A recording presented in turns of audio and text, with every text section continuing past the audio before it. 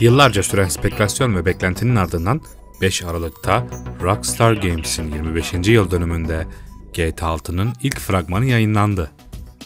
Aslında Rockstar bu fragmanı yayınlamaya mecbur bırakıldı. Çünkü yeni oyunu hiç duyurmadıkları halde sürekli bir yerlerden sızıntılar yayılmaya başlamıştı.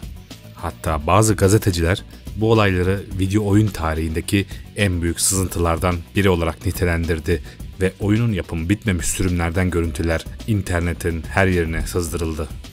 Grand Theft Auto, yani kelime olarak araba hırsızlığını ya da büyük çapta planlı gerçekleştirilen bir toplu araba soygunculuğunu belirten bir hukuk terimidir. Yani bir nevi kanun tanımaz, at hırsızı anlamına da gelir. Tabi atın yerini otomobiller aldı haliyle. Zaten eskiden açık dünya oyun ne demek bilmezdik. Açık dünyalı bir oyunu görünce GTA gibi bir oyun, GTA tarzı bir oyun diye tanımlardık. Bully, okulda geçen GTA, Red Dead Redemption ise atlı GTA'ydı bizim için. Bütün açık dünya TPS oyunlarını GTA klonu oyun olarak kıyaslama yapardık. Yani tüm oyunlar GTA'dan ibaretti. İnternet kafelerde oynadığımız 4 oyun vardı. Counter Strike, Half-Life, GTA ve Need for Speed. GTA oyunları her zaman 3 kurgusal şehirde geçer. Bu 1997'deki ilk Grand Theft Auto 1'den beridir böyledir. Bunlar Liberty City, San Andreas ve Vice City. Gri, turuncu ve mavi pembenin mükemmel uyumu. GTA oyunları genellikle suç faaliyetlerini içeren şiddetli bir içeriğe sahip olduğu için kurgusal ve karikatürize şehirlerde geçiyor. Bu aynı zamanda yapımcılara oyun dünyasını istediği gibi şekillendirme özgürlüğü de veriyor. Bu da oyunun daha ilginç ve sürükleyici olmasını sağlıyor. Özellikle GTA 3 ve 4'te gördüğümüz Liberty City, New York'tan esinlenen soğuk ve gri tonlarda kasvetli bir metropol şehridir. Her yeri yüksek binalarla doludur. Bu yüzden Amerika'nın en kozmopolit şehirlerinden biridir. İsmini de New York'taki Liberty Statue'dan, yani özgürlük heykelinden almıştır. Ancak oyundaki heykelin ismi Statue of Happiness, yani mutluluk heykelidir ve elinde meşale değil, Starbucks tarzında bir kahve bardağı tutuyor ve heykelin yüzü ilginç bir şekilde pis pis sırıtan bir tipe sahip bir yüz ifadesiyle Hillary Clinton'a benziyor. Bunun sebebi Clinton'ın GTA San Andreas'ta bulunan Hot Coffee ismindeki bir müstehcen bölümü yüzünden oyunun devlet tarafından incelenmeye alınmasını istemiş ve davalar açılmasına neden olmasından dolayı bir göndermedir. Amerika'nın en büyük ekonomi merkezi burada olduğu için en büyük terör saldırılarının hedefi olmuştur. Bu yüzden şehir sakinleri yıllardır terörizm paranoyası ile yaşıyorlar. Don't you show me around the city? Fucking terrorists! What? Terrorists! There's been a big scare and you can't go across the bridges so good. Oyunda Liberty City izole bir adalar kümesi gibi görünse de Amerika'nın geri kalanı aslında yakınlardadır. Liberty City 1609 yılında Amerika'ya gelen Hollandalıların esrar ve kadın satmak için yeni bir yer bulma amacıyla kaşif Horatio Humboldt tarafından kuruldu. O yıllarda yeni ortaya çıkan bu koloni ile Liberty City dünyadaki köle ticaretinin merkezi oldu ve bu sayede Amerika dünyanın en büyük ekonomisinden biri oldu. Şehirdeki köle çılgınlığı o kadar büyüktü ki insanlar kendi kölelerine sahip olmak için köle pazarlarının önünde günlerce kuyruk oluşturup sırada beklerlerdi. Avrupa'daki dini hoşgörüsüzlüklerden kaçmak için yeni dünyaya gelen koloniciler daha özgür ve zengin bir medeniyet kurabilmek için burada yaşayan vahşi yerlileri öldürdüler. Şehir geliştikçe dünyanın her yerinden büyük göçmen akınları geldi. Hollandalılar kendi kolonilerinde azınlık haline geldi. Bu kültürel çeşitlilik onlar için rahatsız ediciydi. Bu yüzden ateşli silahların vergileri düşürüldü. Liberty City kanunlarına göre göçmenleri öldürmek Hollandalılar için bir suç değildi. Göçmenleri öldürünce hiçbir ceza almıyorlar. Şehir o yıllarda daha ırkçı bir yer olduğu için pek çok siyahi isyanlara ayaklanmalarına neden oldu. Ku Klux Klan tarzında bir örgüt, içinde siyah çocuklarla dolu bir yetimhaneyi yaktılar. Liberty City'nin tarihini okuduktan sonra GTA'nın Red Dead Redemption ile dolaylı bile olsa bağlantılı olabileceği fikri mantıklı gelmeye başlıyor. Ve 20. yüzyılın başında şehrin aşırı kalabalıklaşması, etkileyiciliği ve ihtişamı otomobilin de icadıyla modern şeklini aldı. Her yerde satılan sosisli sandviçler yüzünden şehirde kronik bir ishal pandemisi vardır. Melih bak neler var bak. Bak hot dogçuya bak Melih, hot dog. Hot dog var Melih. İnternetteki bir haber sitesine göre Liberty City'nin büyük bir fırtına tarafından harap edildiği ve yüz binlerce kişinin evsiz kaldığı belirtiliyor. Bu 2012 yılında New York'u vuran Sandy kasırgasına bir göndermedir. Televizyonlarda izlenebilen A History of Liberty City isimli belgeselde şehrin tüm tarihi detaylı bir şekilde anlatılıyor. Zaten Liberty'nin tarihi de New York'un tarihiyle hemen hemen aynısıdır. Ancak oyundaki daha abartılıdır. Çünkü GTA oyunları adeta Amerikan kültürünün bir parodisidir. Şehirlerdeki sokaklar telefonla yüksek sesle bağırarak küfürlü konuşan kaba insanlarla doludur. Amerikan yaşam tarzını, boş şöhret takıntısı kültürünü daha abartılı bir şekilde tasvir ederek ve bunu gözümüze sokarak yozlaşmışlıkları eleştirir aslında. Mesela aynı South Park çizgi filmlerindeki gibi. Rockstar yaptığı tüm oyunlarında her zaman Amerikan kültürünün ve değerlerinin ana hatlarıyla oynadı. Seks ve şiddet, hepsi Amerikan kapitalizmiyle bağlantılı olarak görülen şeylerdir. Amerikan rüyasına giden kestirme bir yol bulmak için yasaya karşı çıkmak, Jesse James'in döneminden beri ünlü bir fanteziydi. Birçok yan karakterlerde bile abartılı bir şekilde kaypaklık bulunur. Mesela Ermeni bir otogalerici Simon Yeteryan, Franklin'in çaldığı arabaları fahiş fiyata satıyor ve parasını karşılayamayacakları lüks araçlar satın alması için onları kandırıyor. Sana şöyle kolaylık yaparız, her türlü ödersin diye. Sonra ödemeleri geciktiğinde Franklin araçlarını elinden alıyor ve müşterilerin ağzını burnunu kırıyor. Los Santos'un liberal atmosferinde etnik kökenini kendi lehine kullanmayı ve ona herhangi bir şekilde rahatsızlık veren herkesi ırkçı olmakla suçlamayı adet edinmiş, dolandırıcı, şerefsiz, sahtekar bir galerici. Ki Michael'ın oğlu Jimmy'yi de kazıklamıştır. You are a racist and I don't like you. And I will not sell you this car. I will not. You make my skin crawl, you neo-Nazi. Hey, you are all the same. This racist insulted me. Hey, what's up, boo? Who you calling a nigga? No, I'm not calling nobody a nigga. Wait, what the fuck? I mean, N-word. That's not cool, man. I don't say that. You fucking right, and you better keep it right, because this man right here, he's an international businessman, a multiculturalist. That I could not have said better myself. But seriously, maybe he's not a racist. But I don't think that he is man enough for a car like this. Wait a second. This guy right here, him, get him a hybrid. That's a real man's car.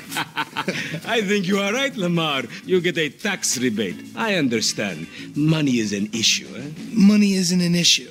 This is the best part. Watch this when he reel him in. He gonna get all his full money. Watch this. Bu galerici Ermeni de olsa adeta Yahudi klişesi gibi davranıyor ki Rockstar'ın bu karakteri Yahudi değil de Ermeni koymasının nedeni de ayrımcılık tartışmasından kurnazca kaçınmak olması gerekiyor. You're a racist. What? You don't like me because you think that I am an Arab. What? No. What are you talking about? Excuse me. GTA'daki karakterler de aynı Kolpaçino filmindeki adamlara benziyor.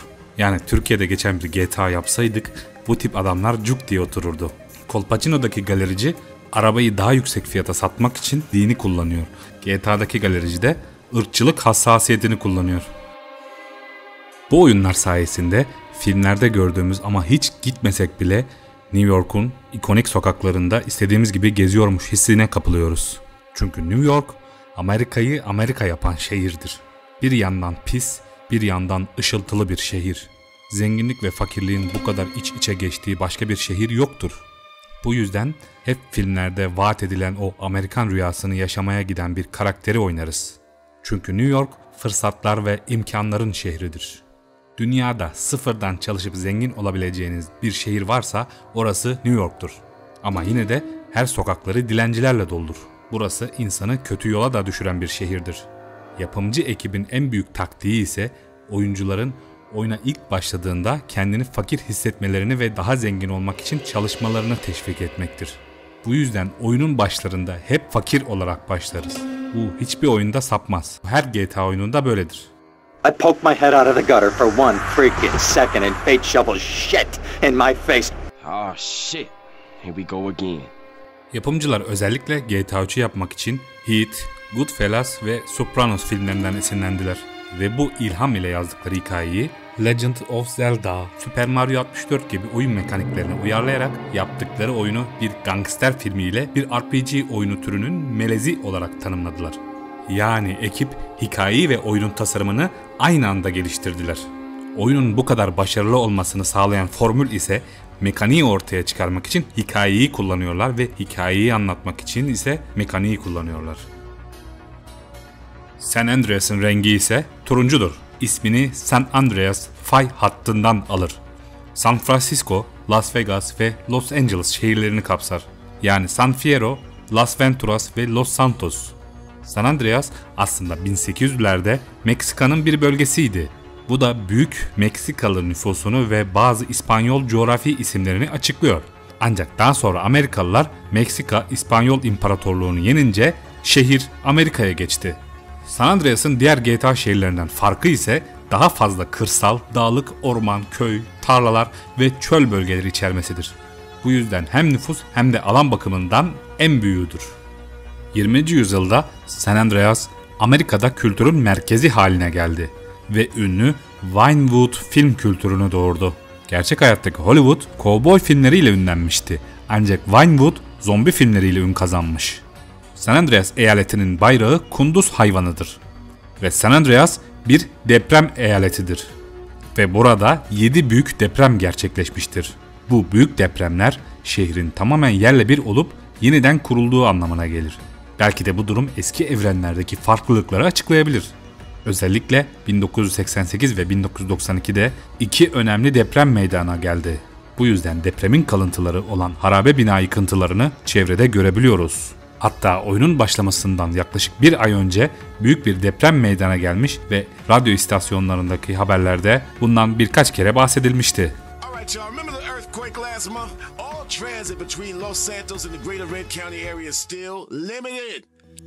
Oyunun kutulu sürümüyle birlikte verilen San Andreas Şehir Rehberi kitapçığında sık sık şehirlerin depremle tahrip edildiği yazıyordu. Hatta oyunun beta kodlarında zemini titreterek arabaları sallayacak gizli deprem kodları da bulunur. Ancak bu kodlar iptal edilmiştir. Eğer deniz altında gezersek fay hatlarını da görebiliriz. Bir çiftlik evinin duvarlarında asılı bir haritada bu büyük depremlerin meydana geldiği alanların işaretlendiğini görüyoruz. Ve bu olaylar Kaliforniya'daki 1989 yılında 6.9 şiddetindeki Loma Prieta depreminden esinleniyor. San Fierro'daki yıkılan köprüler de gerçek hayatta yaşanan depremlere yapılan bir göndermedir. Büyük bir sosyal çürümeye maruz kalan Los Santos ise çete savaşlarından dolayı çok sorun yaşıyordu. Bir yanda jet sosyetenin yaşadığı ışıltılı binalar, diğer yanda ise varoş mahalleler. Sokaklarda hakimiyet kurma mücadelesi veren bu çeteler bir zamanlar bir arada yaşayan mahalleleri paramparça etmişti. Hani derler ya bu mahalleye polis bile giremez diye. İşte o mahalleler Los Santos mahalleleridir. Tehlikeli bir mahalle. Neden tehlikeli peki? Tehlikeli hem yönünden hem polis yönünden. En tehlikeli mahalleleri. Polisler giremiyor bu mahalleye. Sokaklarda asayişi artık çeteler sağlıyordu. Bu çetelerin güçlenmesindeki en önemli etkenlerden biri aslında Vietnam Savaşı'ydı. Savaştan dönen askerler vahşileşmiş ve uyuşturucu bağımlısı olmuş halde ülkelerine geri dönüyordu. Normalde savaştaki yaralanmalarda ağrı kesici olarak kullanılması gereken morfini Amerikan askerleri keyif için kullanıyordu. Askerler morfini yanlarında taşıyabiliyor ve ihtiyaç duyduklarında kendi kendilerine uygulayabiliyorlardı. O yıllarda morfinin iyi bir ağrı kesici olduğuna inanılıyor ve bağımlılık yapıcı etkileri tam olarak bilinmiyordu. Morfin bağımlısı olduğu için savaştan dönen askerler sivil hayata ayak uyduramıyor, uyuşturucu bulmak için bu çetelere katılıyordu. Bu kişiler savaşta edindikleri tecrübelerle silah kullanmayı, pusu kurmayı ve en önemlisi dışarıdan ülkeye silah sızdırmayı ve stratejiyi çok iyi biliyorlardı. aldıkları askeri eğitim ve savaş tecrübesini sokaklara taşıdılar. Hatta kendi silahlarını bile üretebiliyorlardı. Özellikle her mahallenin kendi çetesi olduğu için çeteler birbirleriyle rekabet etmeye başladılar. Çetelerin uyuşturucu pazarlayarak silah parası da kazanabileceklerini anlayınca her türlü otomatik silah, el bombası, roket atarlara bile sahip oluyorlar ve çok güçleniyorlar. Bir çete diğerinin bir üyesine zarar verirse bu büyük bir kan davasına dönüşüyordu. Kendilerine gangsta diyen bu çetelerin kendilerine has bir müzik ve araba kültürü vardır. Uyuşturucu parasıyla aldıkları, altından jantlarla ve özel süspansiyon sistemleriyle modifiye ettikleri zıp zıp zıplayan lowrider arabalarına biniyorlardı. Hip hop ve rap müzik bu kültürden çıkmıştır. Müziklerin ilk örnekleri düşman çetelere ve polislere diss atılan şarkılardı. Lowrider arabaları ilk başlarda ırkçılığa karşı bir başkaldırıydı. Şehir çok fazla göç oluyordu. Siyahlar ve Meksikalılar hiçbir yerde istenmiyordu. Ama onlar da sırf inat olsun diye beyazların çoğunlukta yaşadığı bölgelerde zıplayan arabalarıyla son ses müzikle arabayı dans ettirerek "Bakın biz buradayız, gitmiyoruz" diye mesaj veriyorlardı. Çeteler arasındaki uyuşturucu savaşından sonra şehirde işler kontrolden çıkmaya başlamıştı. İnsanlar bir mahallede iş kurabilmek için bile o mahalleyi kontrol altında tutan çeteden izin almak ve onlara haraç vermek zorundaydı. Şehirde ne polis ne de belediye suç oranlarını düşürmek için hiçbir şey yapamıyordu. Bu yüzden polis departmanı tarafından Crash yani sokak serserileriyle mücadele birimi isminde bir ekip kuruldu. Ancak bu birim değil çeteleri bitirmek daha da artmasına neden oldu. Ne de olsa polislerin aldığı maaş belliydi.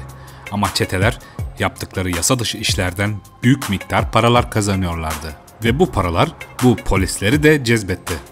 Crash biriminin amacının San Andreas eyaletini suçtan temizlemek olduğunu iddia eden Frank Tenpenny, polislik mesleğini son derece kötüye kullanıyor. Her türlü yozlaşmışlığı yapıyor. Uyuşturucu ticaretini kontrol ediyor. Çetelerin suçlarını para karşılığı örtbas ediyor. İşkence, cinayet, haraç, cinsel saldırı gibi suçlar işliyor. Bu olaylar gerçek hayattaki olaylara birebir yaşanan Rampart skandalından esinlenmiştir. Training Day, Rampart, City of Lies gibi filmler GTA San Andreas ile benzer konuya sahip kötü polis temalı Rampart skandalı konusunu işliyor. Ve San Andreas'taki olaylar 1992 Los Angeles isyanları, crack salgını gibi gerçek hayattaki olaylardan da ilham alıyor. Tüm bu suçları işledikten sonra bu polisler masum bir siyahi adamı döverek öldürdükten sonra mahkemeye çıkarılıyorlar ve bu polislerin masum sivillere şiddet uyguladığını herkes biliyordu. Ancak bu seferki durum farklı. Çünkü bir kameraman tarafından atılan dayak ilk kez bir videoya kaydediliyor. Polisler çıktıkları mahkemeden beraat ediyor. Ve bu videoları izleyen halk isyan ediyor ve polislere saldırıyor. 3 gün süren olaylarda 4000'den fazla bina yakılmış, binlerce dükkan talan edilmiş ve bir o kadar da araç kullanılmaz hale getirilmiş. 2000'in üzerindeki insan yaralanmış ve çoğu siyah, 49 insan hayatını kaybetmişti. Polislerin gücü isyanları bastırmaya yetmediği için şehirde sokağa çıkma yasağı ilan edildi ve ordu olaylara el koyduktan sonra ancak isyan bitirilmişti. Yozlaşmış polisler ve gangsta kültürünü iyi yansıtması GTA San Andreas'ı kült bir fenomen olmasının asıl sebebidir. Oyunun hikayesi gerçek hayattaki Crips ve Blood çetelerinin arasındaki kanlı bir rekabetten esinlenen Grove Street ve Ballas gibi çetelerin illegal faaliyetlerinin etrafında şekilleniyor. Ancak Grove Street Families diğer rakip çetelerinden daha onurlu olarak tasvir ediliyor. Bunun sebebi ise daha eski köklü geleneklerden gelen bu insanlar Ballas ve Vagos'un aksine kendi bölgelerinde satılan sert uyuşturuculara karşıdırlar ve yeraltı suç dünyasındaki yeniliklere uyum sağlamayı reddederler. Bu tıpkı Kurtlar Vadisi dizisindeki formüle benziyor. Örneğin dizide Çakır bir mafyadır ama diğer mafyalara göre daha onurlu bir mafyadır. Delikanlılık, kabadayılık raconu ve etik değerleri vardır. Okullara uyuşturucu satılmasına izin vermez ve satan diğer onursuz rakip mafyalarla savaşır. Aynen Grove Street çetesinde de durum böyledir. Homies, Hoods denilen bir mahalle kardeşliği anlayışına sahiptirler. Bu yüzden çetenin ismi The Families'tir. Yani çete üyeleri bir ailedir. Mahalleliye sahip çıkmak ve koruyup kollamak için kurulmuştur. Ballas ise bunun tam tersi, yozlaşmış ve para kazanmak için her yolu mübah olarak gören, uyuşturucu satan bir çetedir. Grove çetesi kardeşliği ve dostluğu savunurken Ballas'ın tek amacı Los Santos şehrinde bir uyuşturucu imparatorluğu kurmaktır. Los Santos yozlaşmış bir şehirdir. Grove Street, crack, kokain gibi uyuşturucu ticaretine karşı oldukları için Ballas kadar zenginleşememiştir. Bu durum Grove Street'i diğer çetelere karşı zayıf duruma düşürmüştür. Hatta Grove üyeleri bile Ballaslardan uyuşturucu satın alır hale gelmişti. Ve bu uyuşturucular Grove üyelerini zayıf ve umutsuz bağımlılara dönüştürüyordu. Hatta bir parça uyuşturucu için sefilce kölelik yapanlar bile vardı. Yani Grove Street'in uyuşturucuya karşı olması bir şeyi değiştirmiyordu. Ballas her türlü kazanıyordu. Bu durum bazı Grove üyelerini rahatsız ettiği için çete içinde bu duruma muhalefet eden üyeler vardı. Uyuşturucu satılmasını savunan üyelerden dolayı Grove Street 3'e bölünmüştü. Grove Street'in diğer iki fraksiyonu olan Temple Drive Families ve Seville Bulvarı Families, Grove çetesinin bir parçası olsa da uyuşturucu konusunda çete lideri Sweet'i dinlemeyerek narkotik ticaretlerine karışırlar. Ancak hepsi yeşil giyerler ve Ballaslarla bir kavga çıktığı zaman birleşirler. Örneğin silah satıcısı Emmet bir Seville üyesidir. GTA San Andreas'ın hikayesindeki olaylar da tam da bu bölünme yüzünden çıkıyor. Bu durum Big Smoke'un bile Ballas ile ittifak yapmasına yol açtı. Yani para ve güç için Grove Street ailesi dağıldı. GTA 5'te ise Ballas ve Grove Street'in savaşı devam ediyor. Ancak Grove Street'in ismi sadece The Families olmuş. Örneğin Franklin ve Lamar da bu çeteye üyedir. Hatta köpekleri Chop'u bile Ballasları ısırsın diye eğitmişlerdi. Grove sokağı da Ballasların eline geçmiş, bu yüzden ismini kaybetmiş olabilir. Hatta Jimmy, Franklin'e Grove çetesinin gerçek mi yoksa bir şehir efsanesi olduğunu soruyor. Franklin de bir zamanlar böyle çeteler vardı ama artık işlerin eskisi gibi olmadığını söylüyor. Çünkü artık her şey para için. Artık mahalle kardeşliği kavramı kalmadı. Are you Grove Street? Is Grove Street like a myth? Man, that's some old school shit. Hell no, it's not a myth. But times have changed, homie. I'm families. I guess like they was. But things is different now, homie. Ain't like the early 90s no more. So no, you ain't living out some suburban gangbanging fantasy shit with me. Hey, you know Grove Street used to be family hood. Grove Street family? Man, long time ago. Man, what happened to them dudes? Shit, I don't know.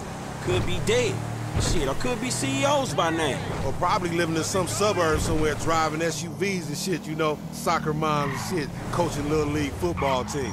Yeah, the suburban flight, huh? Probably so. That's gonna be me and you one day, dog.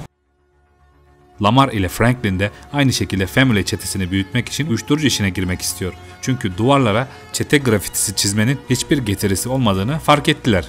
Bunun için bir Ballas elemanıyla anlaşıyorlar ama o da karakterlerimizi tuzağa düşürüyor.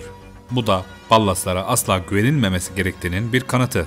Tüm bunlar demek oluyor ki San Andreas ile GTA 5 aynı şehirde geçseler de farklı evrenlerde geçiyor. Ve farklı kanonlara sahip olsalar da birbirleriyle uyuşan hikayelere sahip olabilirler. 3 adet GTA evreni vardır. Bunlar 2 boyutlu evren, 3 boyutlu evren ve HD evren. 2 boyutlu evren genelde MS-DOS tabanlı oyunlardır.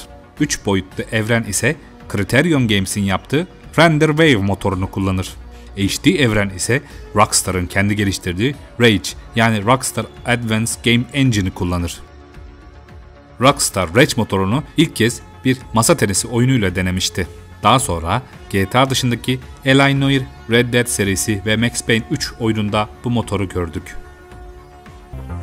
GTA 5'te Grove Street çetesi var ancak CJ yok. Ama OG Lock isimli bir rapçi 3 boyutlu evrende Ajdar'dan hallice bir sesi olan biriyken HD evrendeki GTA 4'te tıpkı Tupac gibi yetenekli ve sevilen bir rapçi olduğunu görüyoruz. Herkes severek OG Lock'un kasetlerini alıp dinliyor.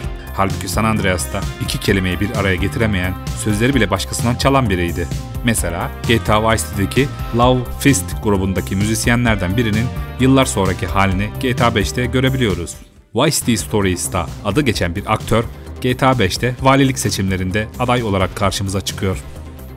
GTA oyunları dışında Manhunt serisi de GTA 3 boyutlu evreninde geçmektedir. Manhunt'taki karakterlerden olan bir doktorun San Fierro'daki üniversiteden mezun olduğu söyleniyordu. Ancak Manhunt, çeteler tarafından istila edilmiş Carcer City isminde farklı bir şehirde geçiyor. Ve bu şehir Liberty City'nin yakınlarında ve Detroit'ten esinlenmiş. GTA 5'teki Michael da ilk soygununu 1988 yılında Carcer City'de yaptığını söylüyor. Mikey, bro, what was your first bank score? 88, outskirts of Carcer City. GTA oyunlarının Amerika'da geçen versiyonları kurgusal şehirlerde geçse de kuş bakışı 2 boyutlu evrende Avrupa'da geçen GTA London gibi sürümlerde gerçek şehirleri görebiliyoruz. Tabii ki bunlar sadece bir istisna. Liberty, Vice ve San Andreas'ı GTA 1'de ilk kez görmüştük. GTA London ise İngilizlerle dalga geçen bir oyundu. I've heard you're a bit tasty. No messing around or you get a slap. Remember, I'm the monkey and you're the cheese grater, so no messing around. Yani bu demektir ki GTA evreninde Amerika dışındaki ülkeler gerçekte olduğu haliyledir. Mesela GTA İstanbul'da geçseydi şehir normal İstanbul olurdu. Hatta GTA 4'te Hakan adındaki bir Türk Mersin'den mesaj yolluyordu. Ama Amerika'daki geçen oyunlarda şehirler tıpkı Gotham City, Raccoon City gibi kurgusal şehirlerde geçiyor. Ancak GTA 2'de bunların yerine bambaşka bir şehir olan Anywhere City'de oynuyoruz. GTA 2 serinin en ilginç, en tuhaf ve en sıra dışı oyunudur. Çünkü GTA 2 gelecekte geçiyor ve hikayesinde Batman, Blade Runner ve Akira gibi film ve animelerde görülen basma kalıp bir retrofütüristik cyberpunk ortamında geçiyor. Bu yüzden oyunda elektrik atan bilim kurgusal silahlar var. Anywhere City'de zaten ne olduğu belli olmayan herhangi bir şehir anlamına gelir. Şehir sanatı ve araba tasarımları Hard Boiled ismindeki bir çizgi romandan esinleniyor. GTA 2'de, GTA 3'te de gördüğümüz Claude Speed karakterini oynuyoruz. Ancak bu farklı bir evren olduğu için hapse düşen Claude, kriyojenik uykuya mahkum edilmiş ve uzun yıllar sonra uzak bir gelecekte Anywhere City'de uyanıyor ve hafıza kaybı sorunu yaşıyor. GTA 2, GTA 1'e çok benzediği için eleştirilse de eski oyuna kıyasla kuş bakışı 3 boyutlu binaların olduğu daha farklı bir tasarıma ve ışıklandırmalara sahip. Aslında GTA 2'de sürükleyici bir hikaye yok. Oyunda bir saygı sistemi var ve tek yaptığımız çeteler için görev yaparak bu çetelerin saygısını kazanmak. Oyunda birbirinden benzersiz 7 tane çete vardır. Oyunu çok ilginç kılan da bu çetelerdir. Bir çete ile savaşınca o çeteyi sevmeyen diğer çetelerin saygısını kazanırsınız. Oyunun başında zaten bu bize söyleniyor. Unutmayın, bu şehirde saygı her şeydir. Remember, respect is everything. Bu çetelerden birincisi Japon iş adamlarına ait Zaibatsu şirketi. Şehirde yasal bir ilaç şirketi kisvesi altında faaliyet gösteriyor ve kendilerini dünyanın son büyük özel şirketi olarak tanımlıyorlar. Ancak yer altında mafyatik takılan, takım elbise giyen, uyuşturucu satan, kiralık katillik yapan ve hedeflerini engelleyen herkesi ortadan kaldırmaya meyilli olan bir suç örgütü. Sürekli Z harfi taşıyan arabalara binerler. Eski Bugatti arabalarına benzeyen Z-Type ismindeki bu arabalar GTA 5'te bile görünüyor. Zaibatsu kelime olarak zaten holding anlamına gelen, Japonya'da ekonominin önemli bir kısmını kontrol eden tekelleşmiş sanayi ve finans şirketlerini anlatan bir terimdir. GTA 3'te de ilaç şirketi olarak bahsedildiği de olmuştur. İkinci çete Loonies, yani aptallar çetesi. Merkez üssünü akıl hastanesine kurmuş ruh hastalarının, deli manyakların çetesi. Üzerinde gülen emoji taşıyan arabalara binerler. Aslında Batman'deki Joker'in çetesi gibidir. Sürekli gülerler ve Manhunt oyunundaki Smileys çetesine de ilham vermiştir. Smileys çetesi de yüzüne korkunç gülen emoji maskesi takan psikopat ve sadist seri katillerden oluşuyor. Çetenin amacı da insanlara onları delirten ilaçlar vererek kendi çetesine katılmasını sağlamak. Yani herkesi kendileri gibi delirtmek. Tuhaf saygısızlıklarını dünyaya empoze etmek istiyorlar. Anarşik ve eğlenceli olan her şeyi severler ve her türlü sosyal kontrolden nefret ederler. Üçüncü çete, en güçlü çete olan Yakuza. Japonlardan oluşan bu grup çeteden çok mafyadır. Japon olduğu için Zaibatsu'nun rakibidir ve Loonies çetesinden hiç haz etmezler. Şehirde banka soygunu yaparlar ve kumarhane işletirler. En çok aksiyonlu görevler Yakuza görevleridir. Lamborghini Miura'ya benzeyen mavi yen sembollü arabalara binerler. Dördüncü çete ise Rus mafyası. Rusya'dan silah kaçakçılığı, organ mafyacılığı ve suikastler yaparlar ve Kızıl Ordu'nun eski askerleri tarafından yönetilirler. Sovyet yıldızı taşıyan arabalara binerler, kendilerine ait insanların organlarını çaldığı bir insan mezbaları vardır. Bu yüzden en acımasız çetedir. Çetenin en büyük amacı da en pahalı Amerikan arabalarını ve silahlarını çalıp Rusya'ya götürmek.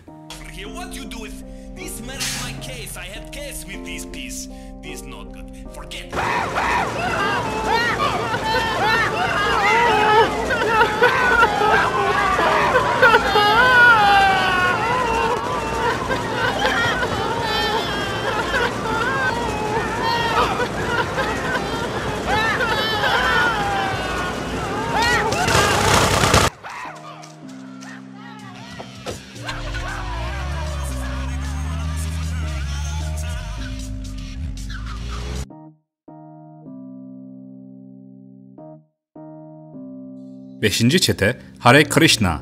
Eski Budist tapınaklarının olduğu bir bölgede yaşıyorlar. Zaten anlaşılacağı gibi Budist keşişlerin çetesidir. Budistlerin giydiği turuncu ihrama benzeyen kıyafetler giyerler ve teknolojiden nefret ederler. Özellikle otomobillerden. Çete lideri Budist rahip bunun nedeninin arabalar tarafından ezilmekten bıkmış olmaları olduğunu söylüyor. Bu yüzden arabaları topluca patlatmalı görevler verir ve Claude'a hep çekirge diye hitap eder.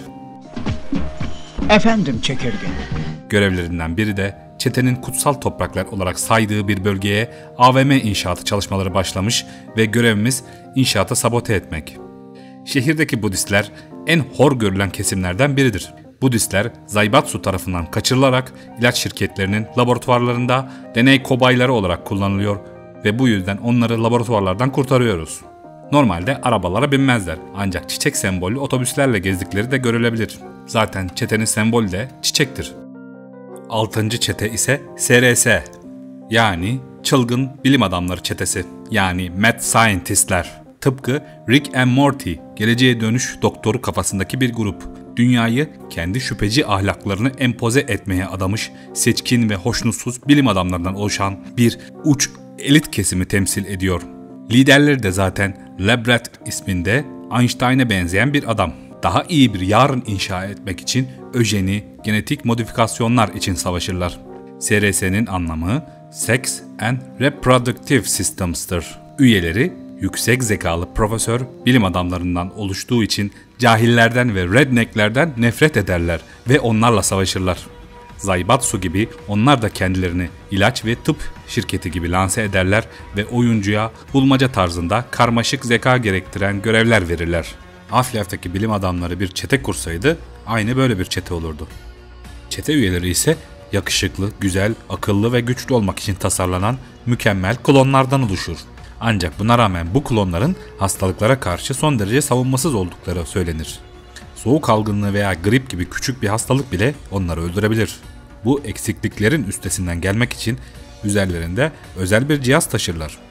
Çete lideri Claude'a THC-303 kod adıyla hitap eder ve esrarın ana bileşeni olan tetrahidrokanabinolun kimyasal bilinişini temsil eder ve kendilerine ait bu bilim tesisini merkez olarak kullanırlar. Çetenin en büyük kaynağı da Perk-Op isminde erektil disfonksiyon tedavisinde kullanılan bir ürünü satmak. Çetenin ismi de buradan gelir. Formeni aldım. Yuttun. Sonra. Olay bu. Arttırıcı. Ve 7. son çete. Redneckler. Düşük zekalı Amerikan köylüleri. Özellikle okumuş insanlardan ve bilim adamlarından nefret ederler. Eğitime karşıdırlar ve cahilliği savunurlar. Kendileri gibi olmayan herkesten nefret ederler. Moonshine denilen kaçak içki ticareti yaparlar. Amerikan Konfederasyon bayrağı taşıyan pikaplara binerler ve bilim adamlarından nefret ettikleri için SRS çetesinin bilim tesislerine saldırılar düzenlerler. Redneckler gerçek hayatta da vardır ve GTA 5'te de görülür. GTA 5'te meth ticareti yaparlar. Red Dead Redemption'da da bolca görülürler. Ensest aileler oldukları için aşırı çirkin ve hastalıklı tipleri vardır. Şimdi en başlara dönelim. Aslında geliştiriciler başlangıçta GTA'yı veya GTA gibi bir oyun yapmayı hiç düşünmediler. Yapımcılar ilk başta oyuncuların Need for Speed Hot Pursuit veya Midnight Club gibi yasa dışı sokak yarışlarında bir yarışçı olarak ya da yarışçıların bitiş çizgisine ulaşmasını engellemeye çalışan bir polis memuru olarak oynamanıza izin veren bir Race and Chase isminde bir kuş bakışı yarış oyunu tasarlamak istediler. Ancak oyun o kadar çok değişikliğe uğradı ki zamanla Grand Theft Auto'ya dönüştü. Yıl 1995. Bir gün DMA Design stüdyolarında Race and Chase oyununu test eden yapımcılar oyunda bir yazılım hatası ortaya çıktığını fark ettiler. Normalde yapay zekalı polisler yarışçıları sadece kovalayacak ve kenara çekilmeye zorlayacaktı ve önünü kesecekti. Ancak oyundaki bir bug hatası polislerin aşırı agresif davranmasına yol açıyor ve polis arabaları delirmiş gibi oyuncuya çarpıyor, arabanın yoldan çıkmasına ve ağır hasar almasına neden oluyordu. Bu da oyunu hem eğlenceli hem de zor bir hale getiriyordu. Polisler adeta oyuncuyu durdurmak için her şeyini ortaya koyuyordu. Yok böyle bir adanmışlık. Ve oyuncular bu hatanın neden olduğu değişikliği çok beğenmişti. Bu yüzden polislerin bu şekilde saldırgan olmasını sağlayan kodu düzeltmek yerine bu kodu daha da geliştirdiler. Bu hata sayesinde oyun birdenbire daha dramatik ve daha aksiyonlu hale geldi. Polis kovalamacısı başlayınca çıkan karmaşa ve kaos ortamı oyunun ana teması oldu. Race and Chase bir yarış oyunuyken arabadan inip yürüyerek gezinti yapılabiliyordu fakat etkileşim çok azdı. Bu yüzden oyuna değişik silahlı görevler eklendi. Görevler her zaman ankesörlü telefondan alınıyordu. Böylece aksiyon ve polis kovalamacası dolu bir minyatür yıkım ve suç simülatörü olan Grand Theft Auto oyunu doğmuş oldu. Tabii ki Rockstar Race and Chase'i unutmadı. GTA 5 Online'da görünen arcade makinelerinde Race and Chase adındaki oyunlar oynanılabilir.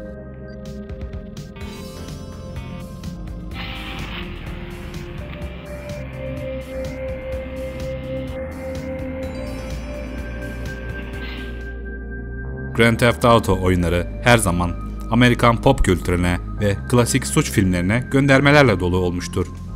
Ve şimdi 1980'lere dönüyoruz. 1984'te popüler polisiye dizisi Miami Vice dizisinin Masakart oyunu çok beğenildikten sonra 1986'da Commodore 64 için bir oyun çıktı. Bu GTA'nın en ilkel hali gibiydi ama daha çok bir dedektiflik oyunuydu. 1989'da MS-DOS sürümü ve Amiga konsoluna Miami Chase isminde bir oyun çıktıktan sonra dizinin resmi oyunu dışında bu konsepti kullanan ilk oyun GTA 1 oldu. İlk oyunda Miami Vice yani Vice City sadece bir göndermeden ibaretti. Ancak bu diziden aldığı ilhamı en çok GTA Vice City oyununda görüyoruz. Ancak Miami Vice bir polisiye dedektiflik hikayesiydi. Dizinin görsel stilini Scarface gibi bir mafya filmi ile de birleştirince ortaya GTA Vice City doğmuş oldu. Karakterler ve onların kılık kıyafetleri dizi ve filmlerdekilerle aynıydı. Mesela Scarface'in malikanesinin birebir aynısını oyunda görebiliyoruz. Ve efsane ikonik arabalar Ferrari, Testarossa ve Lamborghini Countach.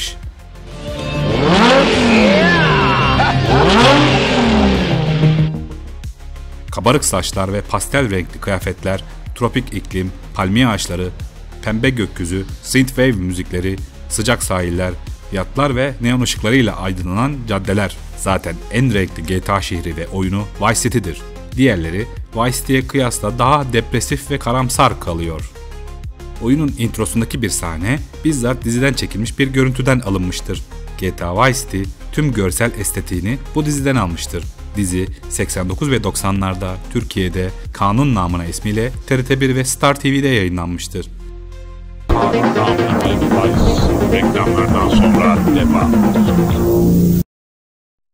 Miami Vice dizisi Miami'de çekildi. Ancak Scarface ise başlangıçta Miami'de çekilmesi gerekiyordu. Ancak Miami Turist Kurulu'nun uyuşturucu kullanımı ve gangsterlerin tasvirinin şehrin imajına zarar vereceğini düşündükleri için orada çekim yapmalarına izin vermedi. Bu yüzden film Los Angeles'ta çekilmek zorunda kaldı. Ancak ironik bir şekilde 1980'lerde Güney Amerika için en önemli kokain aktarma noktası gerçek hayatta Miami'ydi.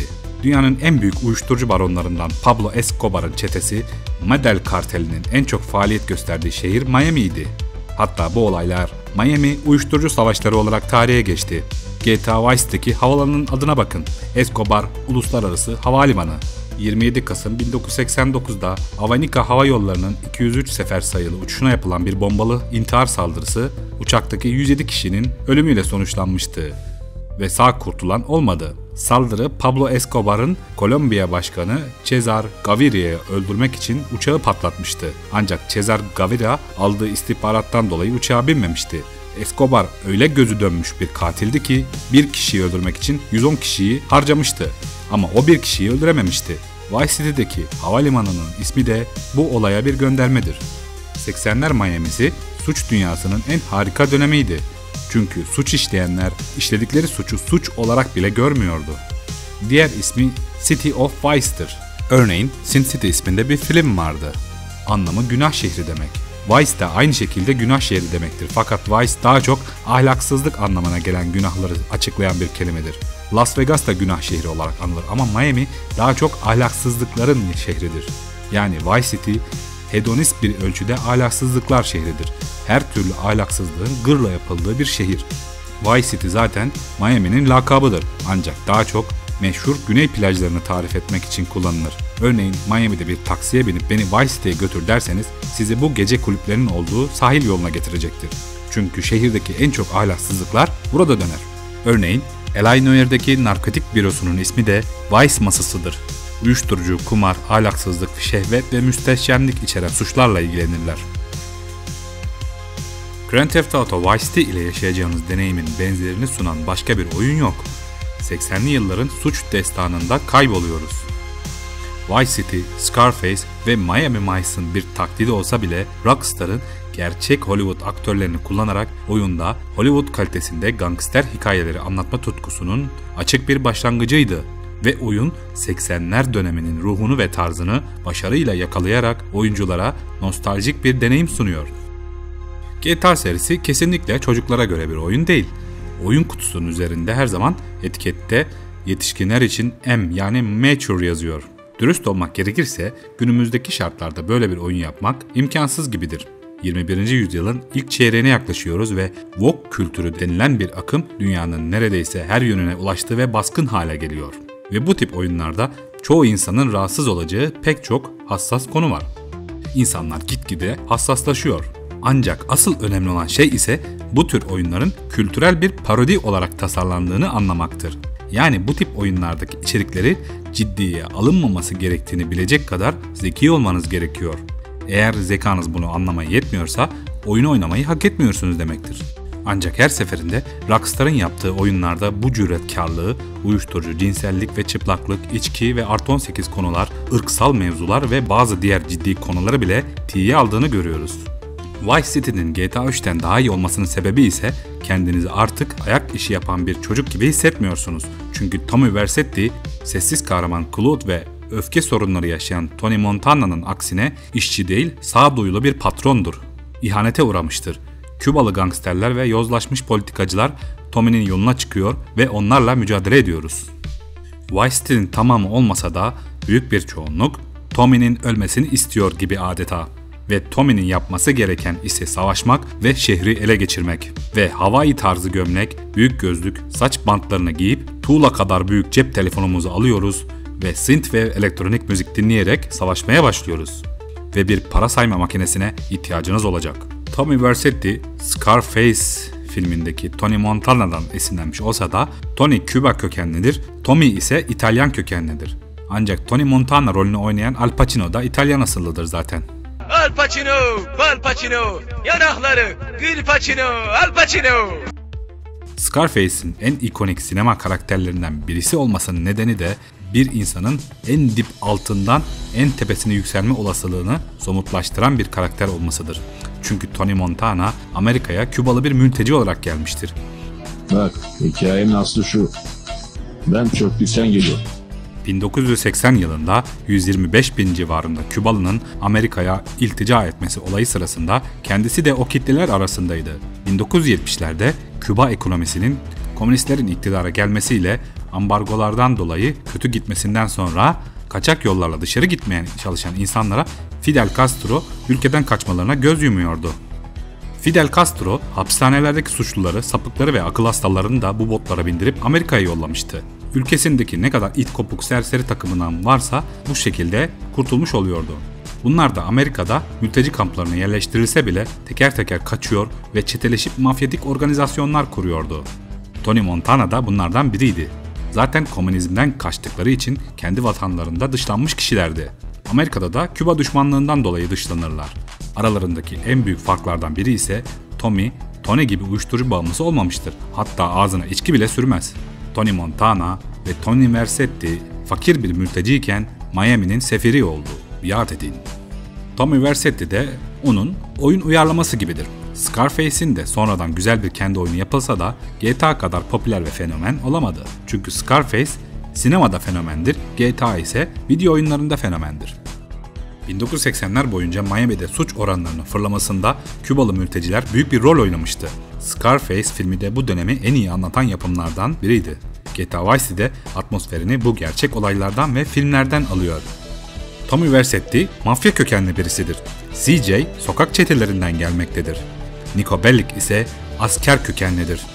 Claude ise sadece bir şoför ve iş bitirici kiralık katildir ve diğerleri kadar derin bir karakter değildir.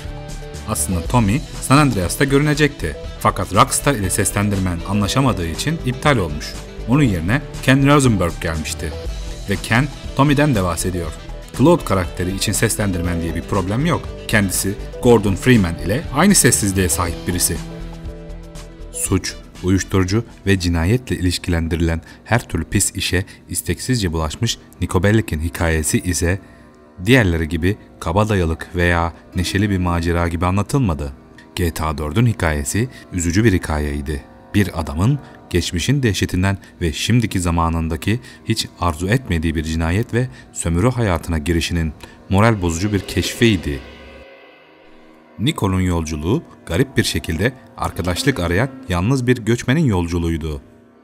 Kötü şeyler yapsa da asla kötü bir adam olarak ortaya çıkmıyor. Ancak Johnny için aynı şey söylenemez. GTA her zaman kötü şeyler yapan erkekleri canlandırdı. Ancak diğer tüm baş karakterler bir şekilde sempatik ve sevimliydi. Johnny Klebitz karakterini oynarken ise ona karşı çelişkili bir sempati ve tiksinti duygusunu aynı anda hissediyoruz. Sons of Anarchy dizisindeki gibi bir gerginlik var. Niko'yu oynarken şehri ilk kez deneyimleyen bir göçmeni oynadığımız için tüm şehir bize taze ve yeni hissettiriyor. Ama Johnny'yi oynarken bu şehir taze ve yeni olmak yerine eski ve köhnemiş olarak görüyoruz. Üzerimizde karanlık bir bıkkınlık var. Karşısına çıkmayı düşünen herkesi korkutacak kadar tehditkar bir adam. Sokakta görseniz yolunuzu değiştirmek isteyeceğiniz türden belalı bir adam Johnny Klebitz. Johnny'yi oynarken kıyafet bile satın alamıyorsunuz. Çünkü bir motorcu asla deri ceketini çıkarmaz. Gerekirse banyoya bile deri ceketle girecek kadar sert bir adam. Ve onun hikayesi de kavga, ihanet ve çete şiddeti içeren klasik bir motorcu çetesi intikam hikayesi etrafında dönüyor. Yine de Lost and Damned aynı zamanda bir aşk hikayesidir. Çünkü belalı çete üyeleri arasında beklenmedik bir romantizm filizlenir.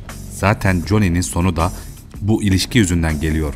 Johnny'nin hikayesi bize uyuşturucunun ne kadar kötü bir şey olduğunu gösteriyor. Sevgilisi Ashley onu yanlış yollara sürükledi ve metamfetamin kullanmaya başlattı. Bu yüzden Johnny GTA 5'te karşımıza perişan bir halde çıkıyor. Uyuşturucu ve yanlış eş seçiminin kurbanı olan Johnny, Trevor tarafından acımasızca öldürülüyor. Eğer Matt bağımlısı olmasa Trevor'u rahatlıkla dövebilecek kadar güçlü ve heybetli birisiydi. Ballad of Gay Tony hikayesinde ise hikaye gazinocular kralı Tony Prince'in etrafında dönüyor. Lost and Damned'daki sefalet ve karamsarlığın yerini Gay Tony'de lüks yaşam ve gece hayatı alıyor. Liberty City'deki en büyük gay gece kulüplerinin sahibi Tony Prince, Louis'i bodyguard olarak işe aldı ve kanatlarının altına alarak ona sahip çıktı. Ballad of Gay Tony, GTA 4'ün genişleme paketi olmasına rağmen GTA 5'e daha çok benziyor. Mafya denilince insanın aklına psikopat ve soğukkanlı katiller gelir. Ama burada işler değişiyor. Güçlü bir gece kulübü imparatorluğu kuran Gay Tony'nin işleri aşırı uyuşturucu kullanımı nedeniyle kontrolden çıkar ve tefecilere biriken borçları yüzünden Gay Tony'nin fedaisi olarak kirli işleri yapmak Luis Lopez'e kalıyor. New York'ta gece hayatının nasıl olduğunu merak ediyorsanız tek yapmanız gereken bu oyunu oynamak. Zengin bir Arap petrol şeyhinin şımarık çocuğu Yusuf Amir'den aldığımız yeni silahlarla her görevde gülünç derece abartılı senaryolar sunan savaşlara katılıyoruz. Organize İşler filmindeki golf oynayarak adam dövme sahnesini bizzat bu oyunda deneyimliyoruz. Yeri geliyor Yahudi mafyasıyla savaşıyoruz. Bu Yahudi mafyaları gerçek hayatta Yahudi elmas tüccarlarına dayanıyor. GTA 4'teki elmas olayları da bu olaylardan esinleniyor. Bu konuyu anlatan Rough Diamonds ismindeki bir Netflix dizisi var. GTA Vice City pek çok kişide özlem ve hüzün duyguları hissettirir. Aslında bu duygular Tommy Vercetti'ye ait değil de çocukluğumuzun sıcak günlerine aittir. HD evrende Liberty'yi gördük, San Andreas'ı gördük fakat Vice City'nin modern zamanlarını hiç göremedik. Ve GTA 6 çıkıyor, bu sayede göreceğiz. Rockstar bitmek bilmeyen sızıntılardan sonra başka sızıntıların önüne geçmek için yeni GTA oyunun fragmanını yayınlamak zorunda kaldı. Bir sonraki GTA oyunun Vice City'de geçeceği zaten 10 yıldır kesin bir şeydi. Çünkü GTA oyunları hep bu 3 şehir üçgeni içinde geçer. Yayınlanan fragmanda görüyoruz ki her kare gerçek hayattan alınmış olaylara gönderme yapıyor. Florida, yani oyundaki ismiyle Leonida, adeta bir sirk ve hayvanat bahçesi gibiymiş. Fragmandaki sahneler tamamen oyun içi görüntülerden oluşuyor. Rockstar oyun fragmanlarını her zaman gerçek oyun içi görüntüler kullanarak yapar ve asla CGI kullanmaz. Zaten Red Dead Redemption 2'nin nasıl göründüğünü biliyorsanız aslında GTA 6'nın da nasıl görünebileceğini biliyorsunuz demektir. GTA 4 ve 5'i ele alırsak her ikisi de çok başarılı oldular ve eleştirmenlerden 90'ların üzerinde puanlar aldı. Bu yüzden GTA 6'nın da yüksek puan alması mantıklı görünüyor. Ve GTA 6'nın yeni geliştirilen teknolojiler ve imkanlar ile potansiyelini aşarak oynayışta mükemmelliğin zirvesine de ulaşabilir. GTA markasını zirveye çıkaran sürüm de zaten Vice City'ydi. Örneğin daha fragman çıkmadan çok önce Rage motorunun yeni sürümüyle ilgili alınan bir patent haberi yayınlanmıştı. Prosedürel fizik sistemi olarak tanımlanan bu yeni yapay zeka destekli sistemde NPC karakterlerinin her biri içinde bulundukları bir duruma göre bir tepki verecekler. Hava durumundan, ortam şartlarından, karakterlerin yorgunluğuna, yaralı olup olmamasına bağlı olarak ortam şartlarından da etkilenen, sürekli değişebilen, çok doğal ve gerçekçi NPC davranışları olacakmış. Bir karakterin hareketlerinin kendine ait veri bloklarından oluşacağı bu teknoloji her senaryo için özel animasyon ihtiyacını ortadan kaldırıyor. Rockstar kendi geliştirdiği bu teknolojinin patentini almış olsa da Nvidia, EA, Ubisoft gibi firmalar da aynı işlevi gören kendi teknolojilerini de geliştirmeye çalışıyordu. Ama Rockstar bunu daha erken kullanmaya başladı. Önceden oyun yapımı çok daha masraflıydı. Gerçek sinema ve tiyatro oyuncularıyla motion capture hareketleriyle oynayarak adeta büyük bir sanat sergiliyorlardı. Ve tıpkı CGI filmlerindeki gibi karakterlere can veriliyordu. Şimdi ise oyunlardaki yapay zeka ile karakterler kendi başına karar verecek ve doğal hareketler sergileyecekler. Tabii ki daha kaliteli olması için ana karakterler yine aktörler tarafından canlandırılacak ama burada bahsettiğimiz şey sokakta gezen önemsiz sıradan NPC'lerin bile adeta aktörlerin canlandırdığına yakın gerçekçilikte tepkiler verecek. Düşmanlar da daha akıllı davranacak, polisler, tuzaklar ve pusular kuracak. Farklı durumlara uyum sağlayabilen karakterler oyun dünyasını daha gerçekçi ve heyecan verici hissettiren bir deneyim sunacak. Özellikle açık dünyalı oyunlarda bu çok gerekli bir şeydi. Çünkü NPC'ler çok aptal oluyordu. Bu da açık dünyalı oyunlardan soğumamıza neden oluyordu. Rockstar zaten yeni çıkan animasyon teknolojilerini ilk kullanıp diğer firmalara örnek olan bir şirketti. Örneğin Eli Noir oyununda da motion scan teknolojisini kullanmıştı. Geleneksel animasyon yöntemleri yerine her animasyon karesi için yeni bir model ve doku oluşturmak için yüzü hareket halinde 3 boyutlu olarak tarıyor. Oyundaki her diyalog satırı için karakter başına saniyede 30 model ve doku oluşturuyor. Ancak bu sistemin olumsuz yanı bazen yüz modellerinde ifadelerin geçişlerinde aksaklıklar görebilirsiniz. Ve boyun bölgesinde kafa sanki vücudun üstünde yüzüyormuş gibi yapıştırıcı ile yapıştırılmış gibi görünüyor. Bu teknoloji Rockstar'a 50 milyon dolara mal olmuştu. Örneğin GTA 1'de yüz animasyonları da böyleydi. Nereden nereye? GTA 6 da bu yeni teknolojiyi kullanacak. Bakalım bunda ne kadar başarılı olacak? Yani GTA 6'da tam bir yaşam simülasyonuna şahit olabiliriz. GTA oyunlarındaki ana karakterlerin en büyük ortak noktası hep şudur ki biz iyi adamlar değiliz, kahraman değiliz. Değil dünyayı kimseyi kurtarmıyoruz. Gözünü para hırsı bürümüş kötü insanları oynuyoruz. Çünkü bu evren sosyal çürümenin maksimum seviyeye çıktığı bir dünyada geçiyor.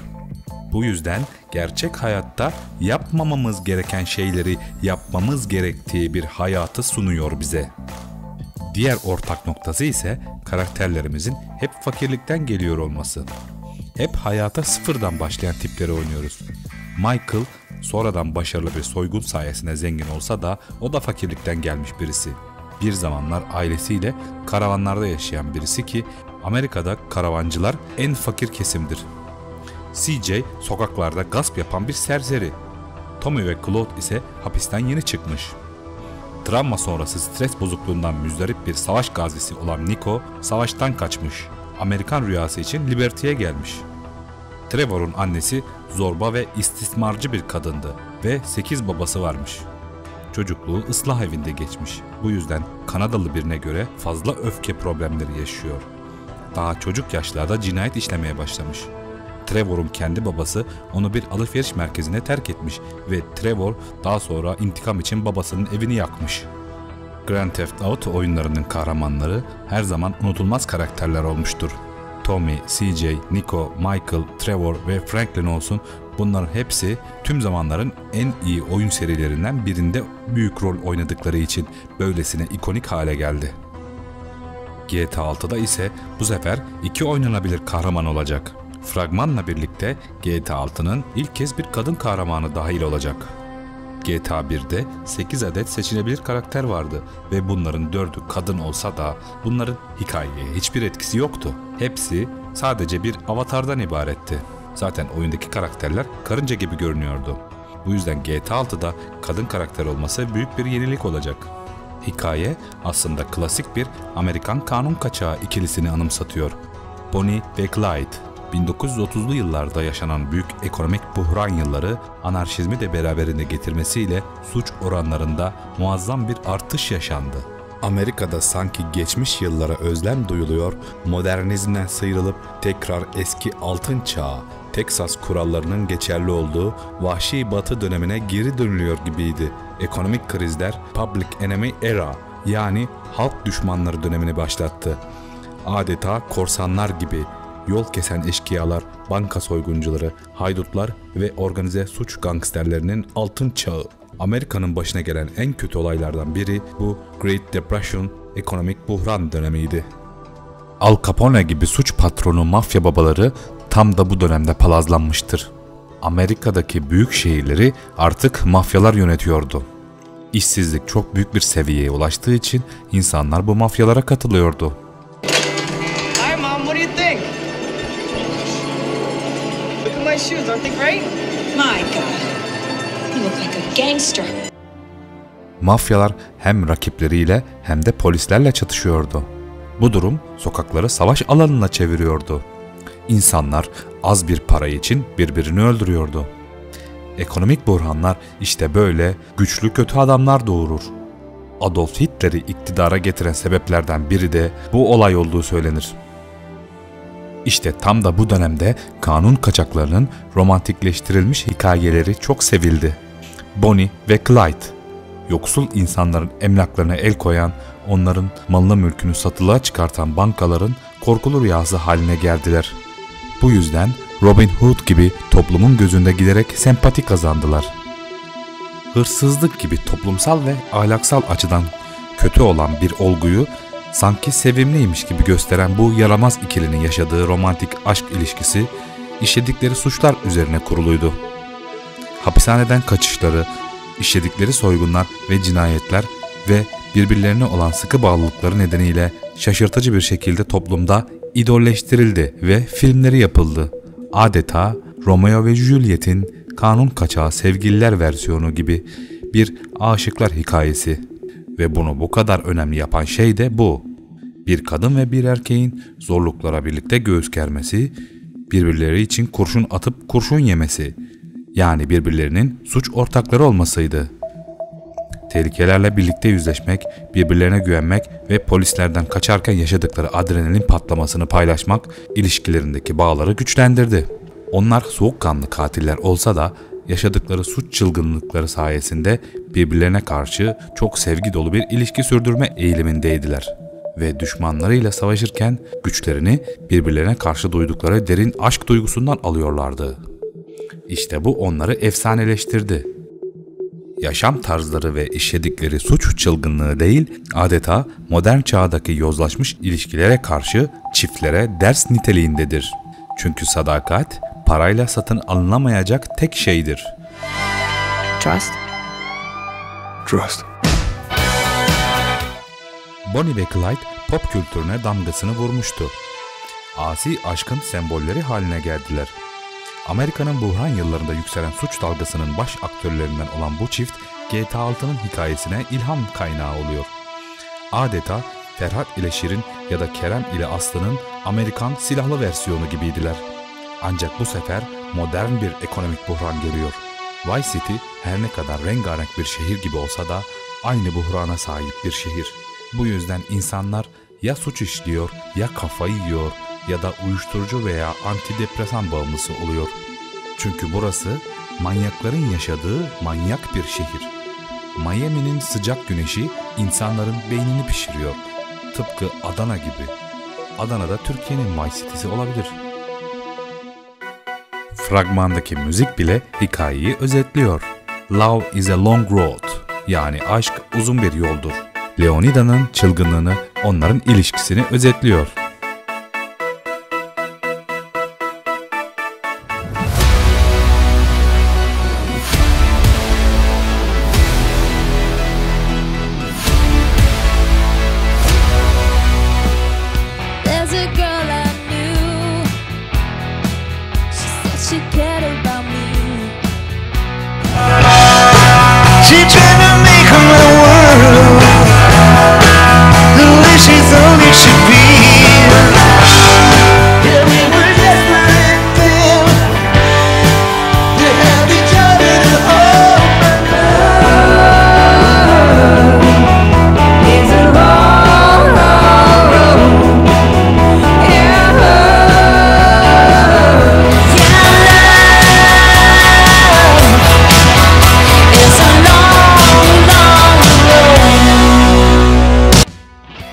Evet, çaresizdik, beş parasızdık ama birbirimize sahiptik. Evet, suçlar işledik. Benim suça bulaşma isteğim yoktu ama onun için, onun sevgisini kazanmak için bu pis işlere bulaştım anlamını çıkarabiliriz. Şarkı, Jason'ın Lucy'ye aşık olduğunu ve dünyasını değiştirdiğini ima ediyor gibi. İşte oyunun hikayesi de bu ilişkiye dayanıyor. Örneğin GTA 5'te 3 karakter vardı. Ama aralarında böyle sıkı bir bağ yoktu, güven yoktu. Birbirleriyle sadece iş arkadaşı gibiydiler. Ama GTA 6 modern bir Bonnie Clyde hikayesi olacak. Bu da oyunu bambaşka bir sürükleyiciliğe taşıyacak. Nasıl oyuncular Red Dead 2'de Arthur Morgan'a empati duydularsa GTA 6'da da ilk kez bu kadar empati duyulan karakterlerimiz olacak. GTA, Half-Life gibi evrenin sırrını verecek bir oyun değil tabi. İki aşık hırsız Vice City'de araba çalıp düşmanlarına ateş ediyor falan. Ama bu mekaniğe böylesine epik ve sinematik bir hikaye sığdırmak da Rockstar'ın başarısı zaten. Yoksa Red Dead 2'de aklımızda kalan tek şey at testisleri ve tezek fiziği olurdu. Lucia, Leonida eyaletindeki bir hapishane tesisinde veya gözaltı merkezinde başlıyor. Kahramanımız Lucia'yı ilk kez burada görüyoruz. Durumu ve nasıl hapse girdiği hakkında konuşuyor. Sesine ve etnik kökenine bakarak onun Güney Amerika ülkesine bağlı bir Hispanik olduğunu tahmin edebiliriz. Kendisine neden hapse girdiği sorulduğunda omuz silkiyor. Kötü şanstan dolayı buradayım sanırım diyor. Yani işlediği suçların cezasını çektiğini düşünmüyor. Çünkü biliyor ki Vice City'de daha büyük suçlar işleyen insanlar elini kolunu sallayarak geziyor. O sadece şanssız olduğu için yakalanmış ve hapse düşmüş. Şehrin zengin kodamanları ise Lucia'nın aksine şanslıdır. Vice City'de zengin olan ve lüks içinde yaşayan insanların arasında suça karışmamış kimse yoktur. Çünkü burası yozlaşmış bir şehirdir. Tıpkı diğer GTA şehirlerindeki gibi suç işlemeden hayatta kalamayacağınız bir şehir. Kurallara uymanın cezası fakir ve aç kalmaktır. Bu gerçek hayatta da mı böyledir? Orası tartışmalı bir konu. Bu yüzden bu anti kahramanımız da bir şekilde yollarını bulmaya çalışıyor. Ve sadece suç işlemek de yetmez. Oyun oyunculara sıfırdan bir suç imparatorluğu kurdukları hissini veriyor. Örneğin CJ düşük seviyeli bir suçluydu. Sadece bir sokak serserisiydi. Bir jetpack çalmak için üst düzey korunan bir askeri tesise girdi. Bu yüzden GTA 6'da da önce küçük suçlarla başlayıp daha sonra şehri yerinden oynatan büyük görevler yapacağız. Örneğin daha önce görünmeyen bir mekanik olarak kara para aklama, gemilerle kaçakçılık yapma ve tanık korkutma gibi yeteneklerimiz olacak. Bu sistem Red Dead'de de görünüyordu. Polis tarafından aranmamak için cinayet işlediğimizi gören bir tanığı tehdit ederek sizi ihbar etmesini ya da telefonla sizi videoya kaydetmesini engellemeniz gerekecek. Tabii ki Red Dead Redemption 2 çıtayı çok yükseltti. Grand Theft Auto 6 aynı standardı karşılamayabilir. Ne de olsa GTA 6 için en büyük zorluk, büyük bir şehri modern açık dünya standartlarına göre inşa etmenin zorluğunda yatıyor. Red Dead'de böyle büyük metropol şehirler yoktu, Saint Denis haricinde. O da zaten dönemin ilk şehirleşmesini temsil ediyor. Bu yüzden GTA 6'nın da devrim niteliğinde olacağını beklemek hayal kırıklığına da yol açabilir. Grand Theft Auto 6'nın iyi ve kötü pek çok sürprizi olabilir. Ve oyunla ilgili büyük beklentilere girmek yerine sadece oyunun tadını çıkarmaya odaklanmamız gerekiyor. Ama bir ihtimalde oyunun mükemmel olacağı yönünde. Ne de olsa bu 2 milyar dolar bütçe ile yapılan bir oyun. Bu para bazı ülkelerin hazinesinde tuttuğu paradan bile fazla bir rakam. Ve bu paranın yarısı zaten oyunun yayınlandığı ilk gün içinde geri kazanılacak. Firmanın en büyük başarısızlığı ise veri güvenliği. Küçücük bir çocuk bile verilerini çalabiliyor. Ne acayip. Fragmanın başlangıcı sanki oyunun bitiminden başlangıcına doğru ilerliyor gibi görünüyor. GTA 6'nın hikayesinin sonunda Lucia'nın hapse girdiğini düşünürseniz bu çok mantıklı olacaktır. Yani aslında fragmanı tersten izlemeniz gerekiyor. The only way we're gonna get through this is by sticking together, being a team. Trust? Trust.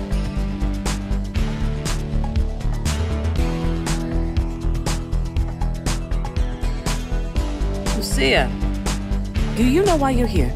Bad luck, I guess. Bu spekülasyon fragmanın yayınlanmasından hemen sonra Rockstar tarafından yayınlanan resmi bir poster tarafından da destekleniyor. Posterde Lucia'nın sağ ayak bileğine takılmış bir elektronik prangayı görüyoruz. Lucia'nın Jason'a her ikisinin de içinde bulundukları durumdan kurtulmanın tek yolunun birlikte kalmak, güvenmek ve bir takım olmak olduğunu söylemesinin bu suç maceralarındaki itici güç olduğunu görüyoruz. Lucia karakteri güçlü ve bağımsız ama sosyopat ve tehlikeli bir kadının tasvirini ele alıyor. Bu da Jason ile olan ilişkide cinsiyet rollerini değiştirerek dominant baskın kişinin Lucia olacağı anlamına geliyor. Lucia'nın mağazayı soyarken önde yürüyen kişi olduğunu, sanki itici güç oymuş gibi olduğunu hissettiriyor. Karakterlerin sosyokültürel ve ekonomik eğilimleri fragmanda açıkça görülüyor. Zenginler hayatlarının en güzel zamanlarını geçirirken geride kalanlar ise hayat mücadelesi veriyor. Jason'ın suç kariyerinin ilk yıllarında küçük çaplı suçlar işleyerek ya da aslında temiz bir sayfa açarak hayata başlamış olması muhtemeldir. Ancak Lucia'ya aşık olup onunla büyüdükçe suç hayatı ona iyi geldi. Ancak bu durum her zaman öyle değil. Bazı hayran spekülasyonlarına göre Jason'ın Lucia'nın yanında suç işlerken daha çekingen ve gergin göründüğünü, Lucia'nın ise polisler onları kovalarken bile rahat davrandığını fark etti. Jason'ın gerginliği Lucia'dan bir şeyler saklıyor olabileceğini de gösteriyor olabilir. Ve en olası teori Jason'ın gizli bir polis olması olabilir. Ya da en azından eskiden öyleydi. GTA oyunları bize daha önce hiçbir polis memurunun ana karakter olarak bakış açısını göstermemişti. Yani GTA 6'da hem bir kadın karakter hem de bir polis karakter olarak iki büyük yenilik görebiliriz. Tıpkı Sleeping Dogs oyunundaki gibi ya da Hızlı Öfkeli filmindeki Brian gibi gizli bir polis. Jason bir polis ama yine de Lucia'yı seviyor gibi. Büyük ihtimalle Lucia'ya aşık oluyor ve görevi ile aşkı arasında kalıyor. İlişkide bir çatışma, gerginlik veya trajedi olacaktır illaki. Bu yüzden aralarında bir çatışma olabilir. Jason ona ihanet etmiş olarak görünse de aslında onu korumak için ele verecektir. Çünkü işleyeceği bir suç Lucia'nın ölümüyle sonuçlanmasını istemiyordur. Bu yüzden hapiste kalmasının onun için daha güvenli olacağını düşünüyordur. GTA 6 mimiklere ve duygulara önem veren bir oyun olacak. Erkek başrolün aşkını kurtarmak için görev sırasında belirli akıl oyunları yapmak zorunda kalabileceği ve bazen şehri silahlarla keşfederken güven sorunlarının kontrol edebileceği birçok senaryo olacağını varsayıyoruz. Ayrıca fragmanda bir uyuşturucu baskını yapan bir polisin bakış açısını gösteren bir sahne de var. Bazı hayranlar da bu kafa kamerası görüntülerinde kapıyı tekmeleyen kişinin Jason'ın gözünden olan bir görüş olabileceğini teorileştirdi. Bu sahne Jason'ın polis geçmişine bir gönderme olduğunu ima edebiliriz. Bir Reddit kullanıcısı erkek kahramanın polis tarzında bir saç kesimine sahip olduğuna dikkat çekti. Bazı dikkatli izleyicilerin fark ettiği bir detay ise karakterlerin silah tutuşları. Lucia'nın elindeki silaha baktığımızda silahı biraz baştan savma tutuyor. Ama Jason'ın tutuşu ise tam bir profesyonel tetik disiplinine sahip. Bu da onun özel harekat seviyesinde bir polis akademisinde eğitim almış olmasına bir işaret olabilir. Ve ek olarak Jason'ın Miami-Dade polisine bağlı SWAT ekiplerinin kullandığı renge birebir aynı olan yeşil kargo pantolon giydiğini bile görüyoruz. Koluna taktığı saatte askeri tarzda bir saat var ve bu saat neden önemli? Jason'ın saatini aynı John Wick gibi taktığını görüyoruz. Yani eğitimli bir asker veya polis memuru görevdeyken saatini her zaman bileğinin içine doğru takar. Bu da resmi bir askeri eğitim aldığını gösterir. Saati bu şekilde kullanmak, saatin parlamasını engelleyerek yansımanın düşmana konumunuzu ele vermemesini sağlar. Bu söylentilere göre polis geçmişiyle ilgili söylentiler daha da güçlendiriliyor. Ve daha bunun gibi birçok işaret var. Zaten bu yüzden erkek karakterin adı gizli tutuluyor olabilir. İlginç bir şekilde Lucia'nın yüzü fragman boyunca çeşitli sahnelerde birçok kez ortaya çıkarken Jason'ın yüzü hep gizli kalıyor. Fragman adeta Jason'ı görmezden geliyor. Rockstar Games, erkek kahramanın kimliğini kasıtlı olarak bir sır olarak saklıyor ve bu stratejiyi karakterin etrafındaki bir entrika ve gerilim oluşturmak için kullanıyor olabilir. Lucia tehlikeli ve pervasız bir kadın. Jason ise olaylar geliştikçe bir polis olarak ahlakını korumak zorundadır. Polis teorisine dair hiçbir kanıt yok tabi. Bunların hepsi spekülasyondan ibaret. Sonuç olarak bu analizler sadece referans amaçlıdır. Tüm bu teorileri doğrulamak için hala bir sonraki fragmanı ya da oyunun çıkmasını beklememiz gerekiyor. Ne de olsa birkaç saniyelik görüntülere göre analiz kasıyoruz. Ama yine de erkek kahramanın bir polis olması benzersiz bir GTA dinamiği yaratacaktır. Jason'ın polis eğitim becerilerini silah ve araçlarda kullanıyor olabilir ya da polislikten atılmış olması polislere düşman olmak için hafif bir motivasyon sağlamakla kalmaz, aynı zamanda polisleri anlayabilmesini sağlayarak özel bir beceri olarak da kullanılabilir. Zaten Miami polisiye filmlerinin en uğrak noktasıdır. GTA Vice City'nin aksine GTA 6'da bol bol polisiye maceraları yaşayacağız. Tıpkı Eli Noir gibi dedektiflik görevleri olacak ve Vice City'de suçla mücadele edeceğiz. Lucia ise şehrin yerli kızı olarak Vice City'nin mahallelerini ve yeraltı suç dünyası hakkındaki bilgisinden yararlanabiliriz. Peki Jason neden polislikten atılmış olabilir? Tıpkı Crash gibi yozlaşmış polislere karşı çıktığı için taraf değiştirmek zorunda kalıyor olabilir. Jason muhtemelen hayattan bıkacak ve bir çıkış yolu arayacak. Ve işte tam da burada Lucia ile karşılaşacak. Çift karakterlerimiz oyuna yasanın iki karşıt taraflarındaki hikaye ile başlayabilir. Bu yüzden zaten iki karakter var. Ancak sonradan aralarında bir bağ kurulabilir, suçlu bir çift olarak bir araya gelebilirler. Böyle bir ilişki birçok ilginç ve büyüleyici bir anlatı olasılığı yaratacaktır ve ikili arasındaki potansiyel ideolojik farklılıklar Lucia'nın fragmandaki sorusuna çok fazla ağırlık katabilir. Yani güven. Zaten bu yüzden GTA 5'in aksine 3 değil de 2 karakter var. Çünkü hikaye bu ikilem üzerine kurulu olacak. Bir polis bir suçluya güvenebilir mi? Peki bir suçlu bir polise güvenebilir mi? Her şey bu pamuk ipliğine bağlı olduğu son derece dramatik olaylar göreceğiz. Polis erkek, suçlu kadın ilişkisi. Bu ilişkinin bir benzerini GTA 4'te de görmüştük. Nico Bellic ve Michelle'in aşk hikayesi GTA dünyasında en yürek burkan ihanet hikayelerinden birisi. Ve bu aşk Nico Bellic için bir felakete dönüştü. Catalina'nın Glow'da ihanet etmesi, Lance Vance'in Tommy Vercetti'ye ihanet etmesi, Big Smoke'un CJ'ye ihanet etmesinden bile daha kötü bir olaydı aslında. Çünkü Nico, Michelle'i gerçekten sevmişti ve Nico ona güvenebileceğini sanmıştı ve ona başka kimseye anlatmayacağı hikayelerini bile anlattı. Birisi Nico'ya saldırdığında onu korumak için kavgaya karışan tek kız arkadaşı oydu.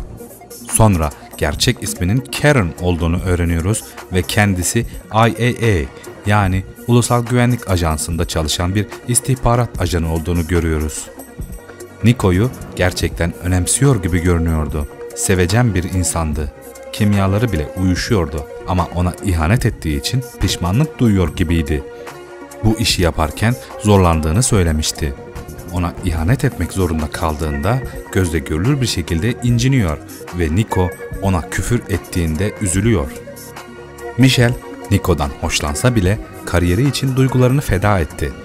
Nico Bellic, Michelle yüzünden kendi hayatını perişan ederken Karen Daniels hayatına temiz bir sayfa açarak yeniden başlamayı başardı ve kariyerini IAA'de ilerletti ve teşkilatta yüksek bir rütbeye atladı. Ancak GTA 5'te daha ruhsuz, acımasız, kibirli, küçümseyici ve manipülatif, otoriter bir insana yani yozlaşmış bir polise dönüştüğünü görüyoruz. En son birine işkence yaparken görülmüştü. Karen oyunda görülen en iyi karakter konseptlerinden birine sahip. GTA 6'da da gelebilir. Benzer bir ilişki Catalina ve CJ arasında da vardı ama bu çok toksik bir ilişkiydi. Catalina'nın evinin bahçesinde eski sevgililerini öldürerek evinin bahçesine yan yana dizerek gömmüş birisi. İlişkileri ilk başta normal görünüyordu. Ancak ilişkilerinin sonuna doğru Catalina'nın psikopat ve tehlikeli bir kadın olduğunu anlayınca CJ ondan soğudu ancak para için onunla beraber olmaya devam etti. Beraber soygunlar yaptılar. CJ'in onunla işi bitince CJ'yi kıskandırmak için Cloud ile birlikte oldu.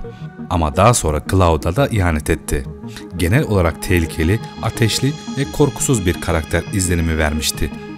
Suç işleri ile alakası olmayan Cloud'u kendine benzeterek bir nevi kendi sonunu hazırlamıştı. Çünkü Cloud, Catalina'yı tanımadan önce sadece bir şofördü, eline silah almış bir suçlu değildi.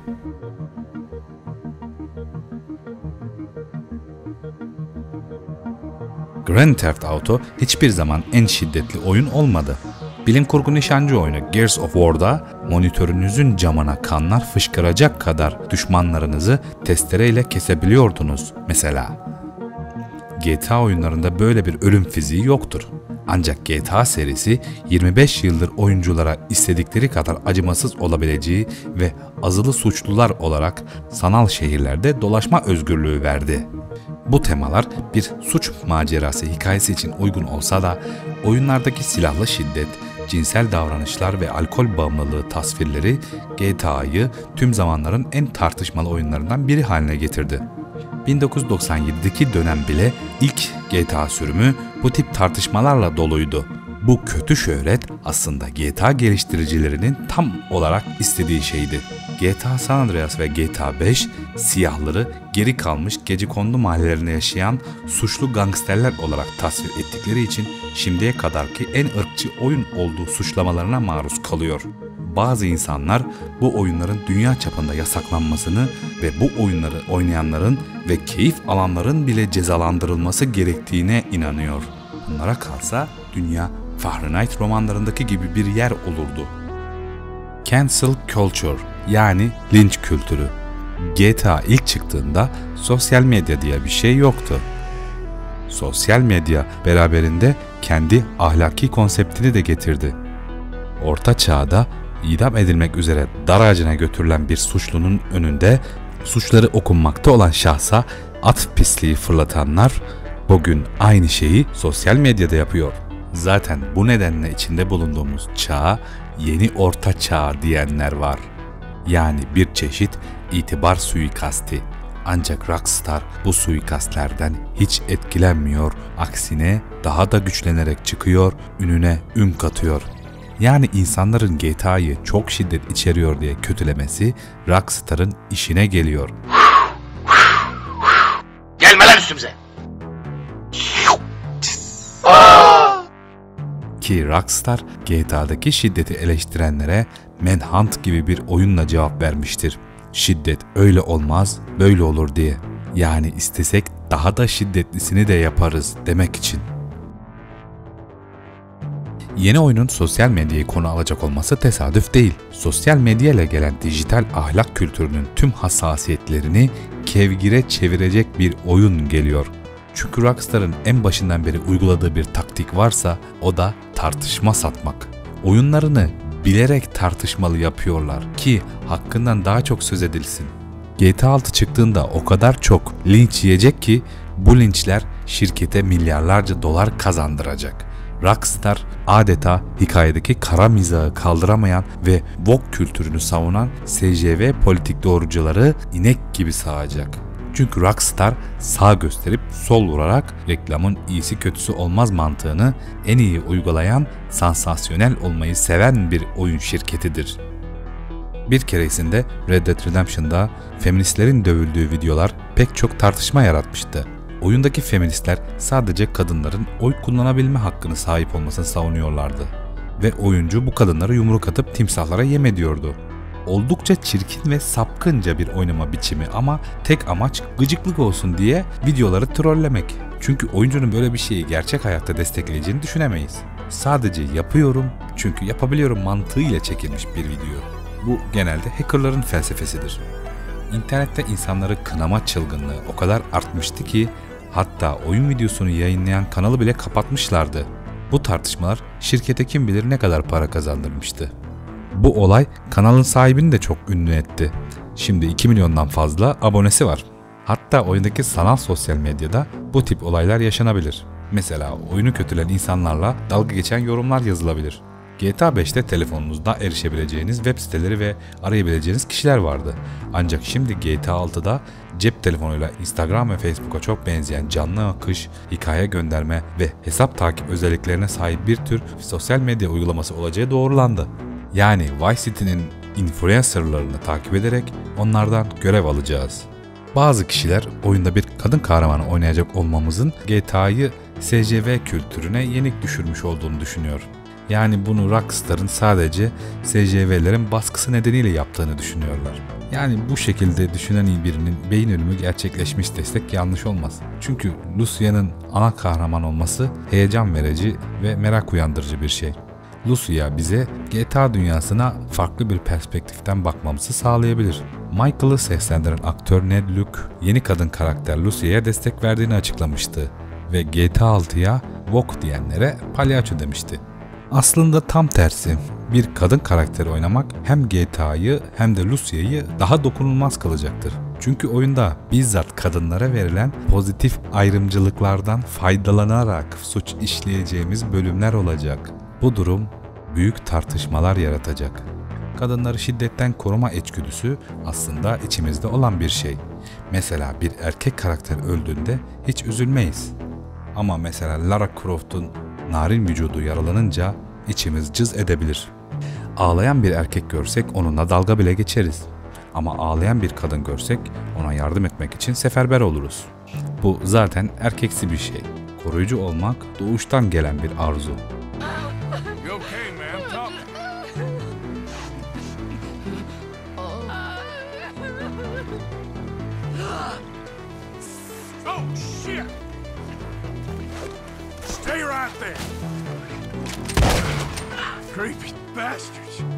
Oyunlarda kadınların tasviri de genellikle zor durumdaki genç kız gibi klişeler yansıtılır. Erkek karakterler ise genellikle klişeleşmiş olarak bir çeşit hipermaskülenlik, adeta şövalye gibi büyük vücutlu, kaslı, kurtarıcı gibi süper kahraman olarak tasvir edilir. Hatta bu duruma feminist teoride yardımsever cinsiyetçilik deniliyor.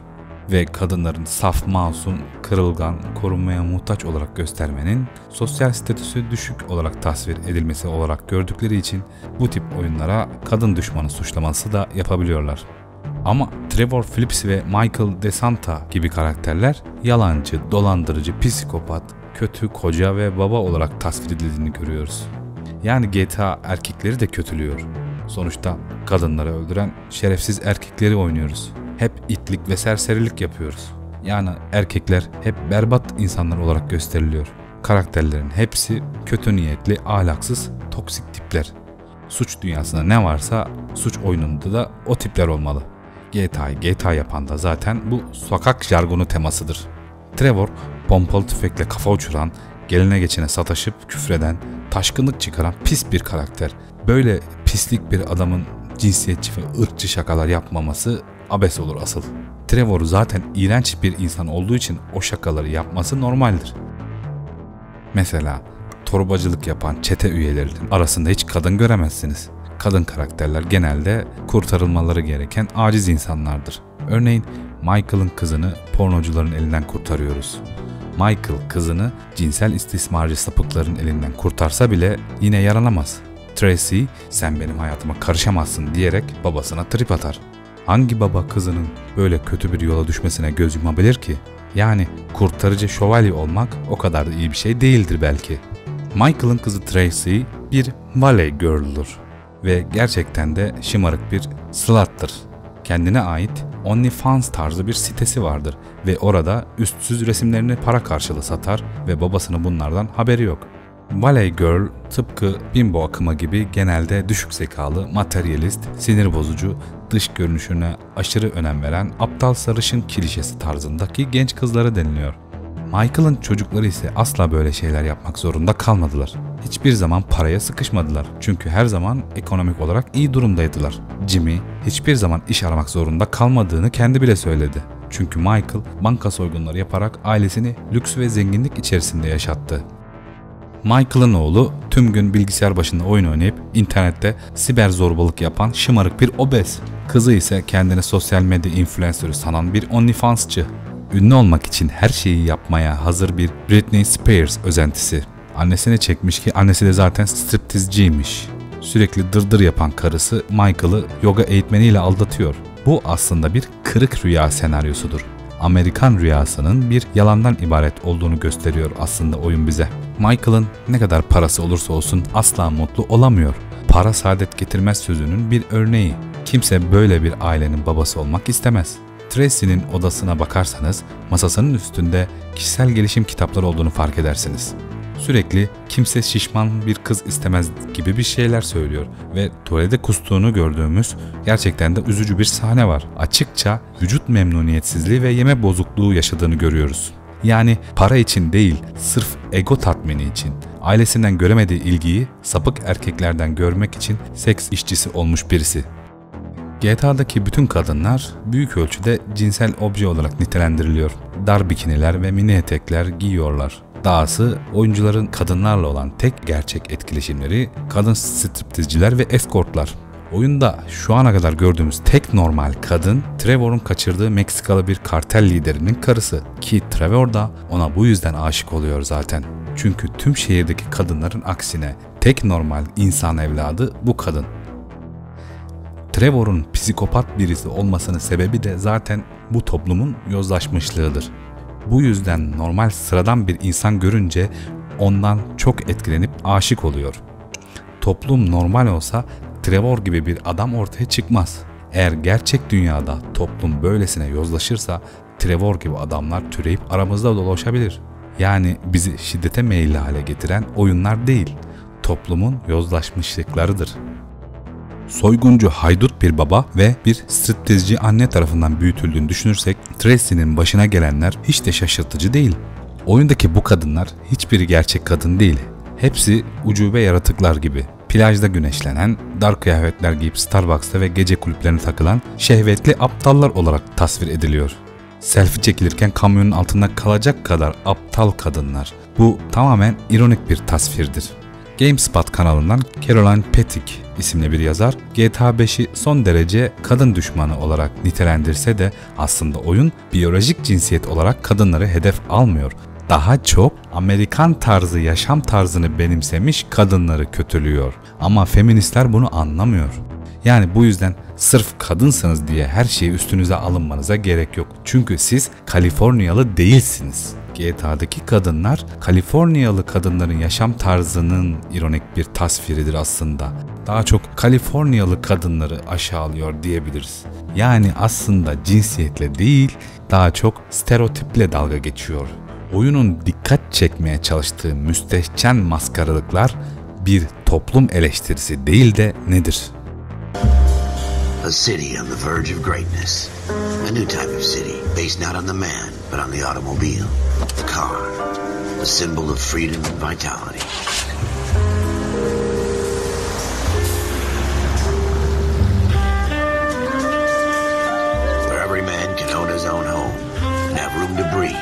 be overlooked by his neighbors.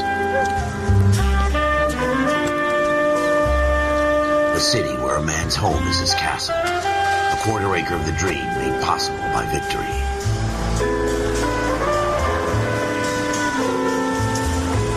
A city of opportunists.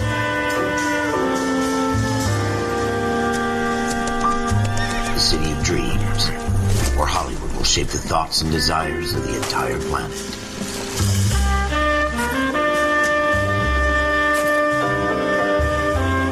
A city of pioneers.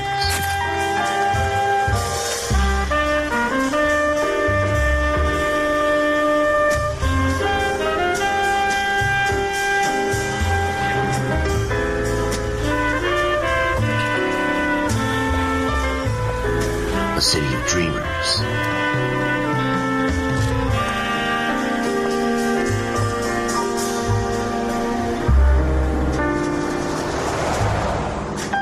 A city of undercurrents, where not everything is as it seems.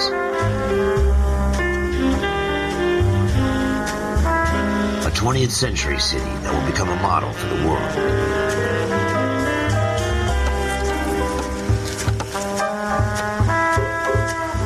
A city that has no boundaries, that will stretch as far as the eye can see.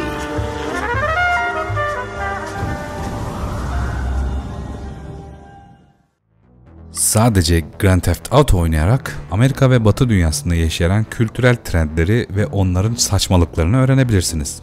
GTA bizi dolayısıyla bu rüyadan uyandıran bir tokat vazifesi görüyor. Amerika'daki silah ve şiddet kültürüyle alay etmek için bir video oyununu kullanmak, oyunun ilk çıkışından bu yana ezici başarısı göze alındığında doğru bir taktik gibi görünüyor. GTA oyunları hep ataerkil olmakla eleştirilse de hikayede erkek olmanın hiçbir faydasını göremiyoruz. Erkek karakterlerin başına hiç iyi şeyler gelmiyor. Hikayelerine baktığımızda hayal kırıklıklarıyla dolu bir hayattan başka bir şey göremiyoruz. Böyle bir dünyada Nico gibi acı çeken bir karakter olmaktansa direkt dansı yapan bir striptizci olmak daha iyidir. İşte bu yüzden GTA 6'nın kadın karakterle oynanan bir oyun olması çok daha iyi olabilir. Video oyunları çoğu zaman erkeklerin bakış açısından erkekler için ve erkekler tarafından yaratılmış gibi görünüyor. Ve bu oyunları oynayanlar ne kadar popüler olursa olsun yine de evden dışarı çıkmayan, arkadaşsız, asosyal imajı ile damgalanırlar. Bu yüzden genelde kızların öz bakım, sosyal etkileşimler ve ev işlerine daha fazla önem verdiği fikrine dayanan herkes oyun oynamayı erkeksi bir aktivite olarak görürler. Bu nedenle erkeklerin oyun oynamaya ayıracak daha fazla zamanı vardır. Kızlar ise daha sosyal oldukları için oyun oynamaya vakitleri olmaz. Makyaj yaparlar, arkadaşlarıyla, flörtleriyle veya sevgilileriyle takılırlar, kulüplere, partilere giderler. Sadece işi gücü olmayan asosyal, ezik erkekler yağlı saç ve cips kokan elleriyle sabah akşam oyun oynar. Ki bu gamer erkekler oyuna ara verip kulübe gitse bile damsız almadıkları için yine hüsrana uğrayacaklar. Şiddet ise sadece bir erkek özelliği olarak görülüyor. Lüks arabalar, silahlar, patlamalar, canavarlar, erkekler doğası gereği kadınlardan daha rekabetçi oldukları ve kendilerini bir şekilde kanıtlama ihtiyacı hissettikleri için, yani boss yenmek, herkesten daha iyi ganimete, puana sahip olmak, herkesten daha iyi istatistiklere sahip olmak, listenin en üstüne çıkmak, daha fazla oyun kazanmak gibi diğer oyunculara hükmetme ihtiyacı. Bunların hepsi erkeklere has bir özellik. Bunların içinden ancak tek tük bir yayıncılar çıkar. Bu asosyal gamerlar da bu adamları kendilerine rol model olarak görürler. İşte tam da bu yüzden oyun oynamak bir erkek hobisi olarak görülüyor. Dolayısıyla oyun oynayan bir erkek hayatsız ve olgunlaşamamış bir erkek olarak görüldüğü için kadınlar tarafından küçümsenebilir. Yani oyun oynayan bir erkek bir kadının ihtiyaçlarını karşılayamaz zaten. Son zamanlarda çok popüler bir kavram var. Aşko kuşko kız diye. Bunların yabancı versiyonu Valley Girl ve Bimbo akımlarının etkisinde olan kadınlardır. Ve bu kadınlar dünya nüfusunun neredeyse %90'ını oluşturur ki bu %90'ı popüler kültürün etkisinde olan kadınlardır. Dolayısıyla oyun oynayan kadınlar ise sadece %10 falandır. Yani kadınların sadece %10'u oyun oynuyorsa, genç erkeklerin de %65'i oyun oynuyordur. En oyunlara ilgisiz olan erkek bile gider PlayStation kafelerde PES atar mesela. Bu yüzden bu bimbo kızları oyun oynayan ezik insel erkeklere hiç bakarlar mı? Bu yüzden oyun oynayan erkeklerin istemsiz bekar olması son derece normal bir durumdur. Çünkü popüler kültür ve medya hem kadınları hem de erkeklere bambaşka şeyler satıyor. Kadın ve erkeklerin bambaşka dünyaya sahip olmasının nedeni de bu popüler kültürdür.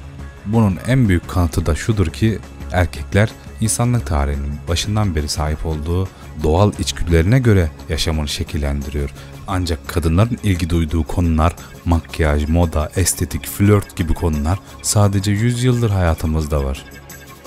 Eski çağlarda sadece saraylarda yaşayan aristokrat sınıfı ve hanedan prensesleri makyaj yapabiliyordu. Diğer kadınlar ise bunlardan mahrumdu. Ki makyaj dediğimiz şey zaten özellikle 18. yüzyılda Avrupa'da zengin erkeklerin yaptığı ve icat ettiği bir şeydi. Çünkü makyaj yapmak saygınlık ve zenginlik göstergesiydi. Makyaj sonradan kadınlara geçmiş bir şey. Ama bugün böyle makyaj yapıp gezsek palyaço gibi görünürüz. Çünkü eski zamanın görsel algısıyla bugünkü aynı değil. Makyaj ancak kapitalizmden sonra kadınların hayatına ve ilgi alanına girebilmiştir. Ama erkek eski çağlarda savaşçı ve şövalye olurdu. Bugün şövalyelere ihtiyaç kalmadığı için bu erkekler oyunlarda bu içgüdülerini törpülüyorlar. Yani değişen bir şey olmadı. Ha gerçek hayatta şövalye olmuşsun, ha oyunda. Aynı şey aslında. Burada anlatmaya çalıştığımız şey şudur ki sadece GTA'nın kadın karakterli olması bile oyunların daha çok gerçekçi ve ilgi çekici hale gelmesini sağlayacak. Bu oyuncuların oyunlarla daha fazla bağlantı kurmasına ve oyunlardan daha fazla zevk almasını sağlayacak. Kadınların oyunlara daha fazla ilgi duymasına ve oyun oynamasına teşvik edecek.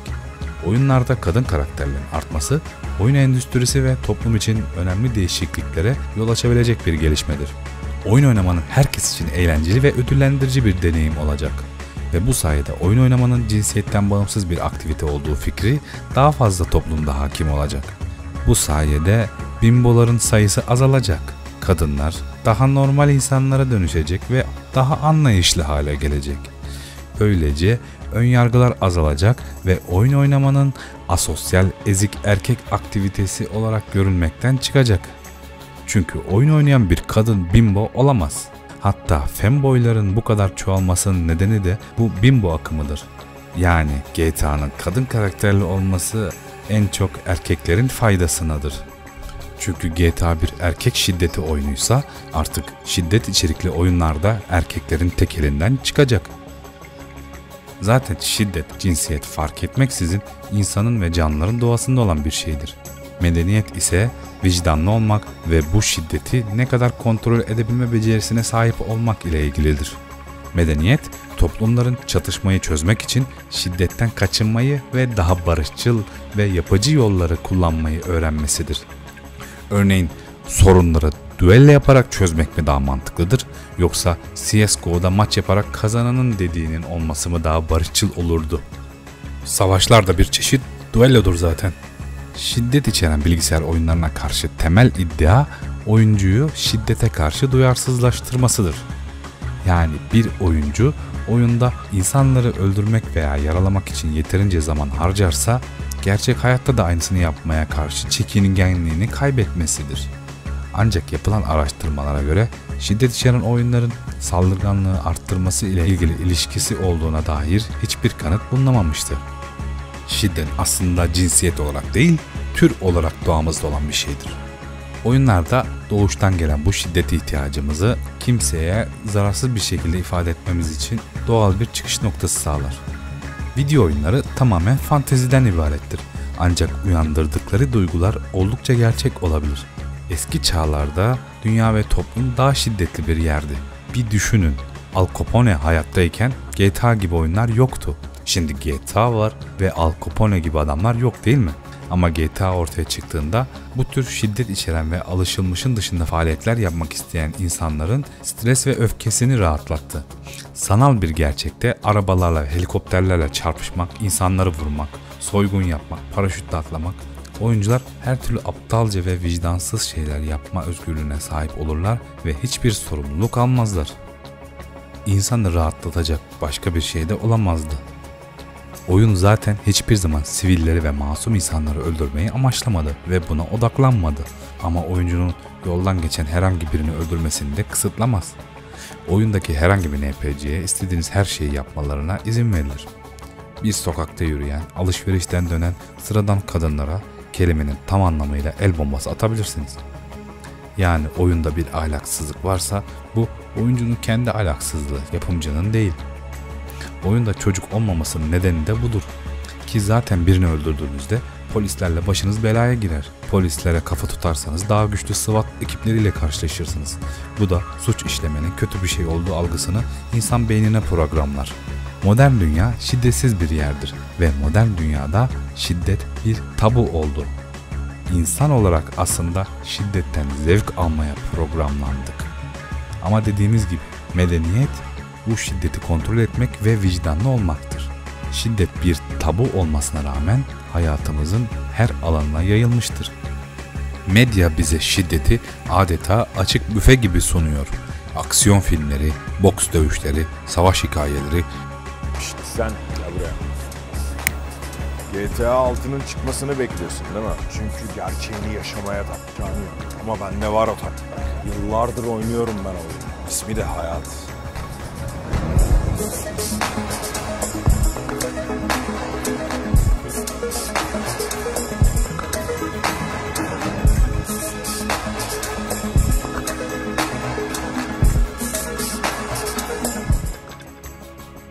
İnsanlar şiddeti severler ve bu bir suç değil. Çünkü şiddet heyecan verici ve eğlencelidir. Şiddet içeren yapımlar adrenalin pompalayarak heyecan verici bir deneyim sağlar. Şiddet dramatiktir ve izleyicilere güçlü duygular uyandırtır. Bu duygular izleyicinin ya da oyuncunun karakterle daha güçlü bir bağlantı kurmasına yardımcı olabilir. Çatışmada hayatta kalmaya çalışan bir askerin yerine kendinizi koyarsınız. Ve şiddet içeren yapımlar izleyicilere bir kaçış sunabilir. Escapism. Gerçek dünyada stres ve endişeden uzaklaşmak için şiddet içeren bir film veya oyunlarla ilgilenmek rahatlatıcı bir yol olabilir. Bu tip yapımlar sadece çocuklar için zararlıdır ki sadece yetişkinler tüketmelidir. Escapism'in dışında bu tip oyunlar aslında bir çeşit Second Life gibidir. Yani hayatımız çok berbat olabilir. Bu yüzden sanal dünyalarda mutluluk aradığımızdan değil de Second Life sadece alternatif bir hayat sunar bize. Biz aslında normal, kurallara uyan, işinde gücünde olan vatandaşlarız. Ama suç dünyasında soygun yapan kötü kişiler olsaydık nasıl olurdu? İşte Second Life'da bu maceraları deneyimleyebiliriz. Hem de kimseye zarar vermeden. Yani GTA bir yaşam simülatörü değil, alternatif bir evrendir. Bize açlığı sona erdirme planınızdan bahsedin. Aslında oldukça basit. Neredeyse kolay. Açlığa bir arz ve talep sorunu olarak baktım. Çok fazla aç insan var. Çok basit. Aç insanların sayısını azaltmak yerine zayıf ve talihsiz insanlara istemsiz ötenazi uygulayan insanların sayısını azaltın ve onları ekinlerimiz için gübreye dönüştürün. Bu kadar basit. Açlığı azaltmak için insanları öldürmek mi istiyorsunuz? Kesinlikle. Çok zekice. Bu barbarca. Video oyunlarını suçluyorum. Çocuklarımıza açlığı buğdayı katlederek çözmeyi öğretiyorlar.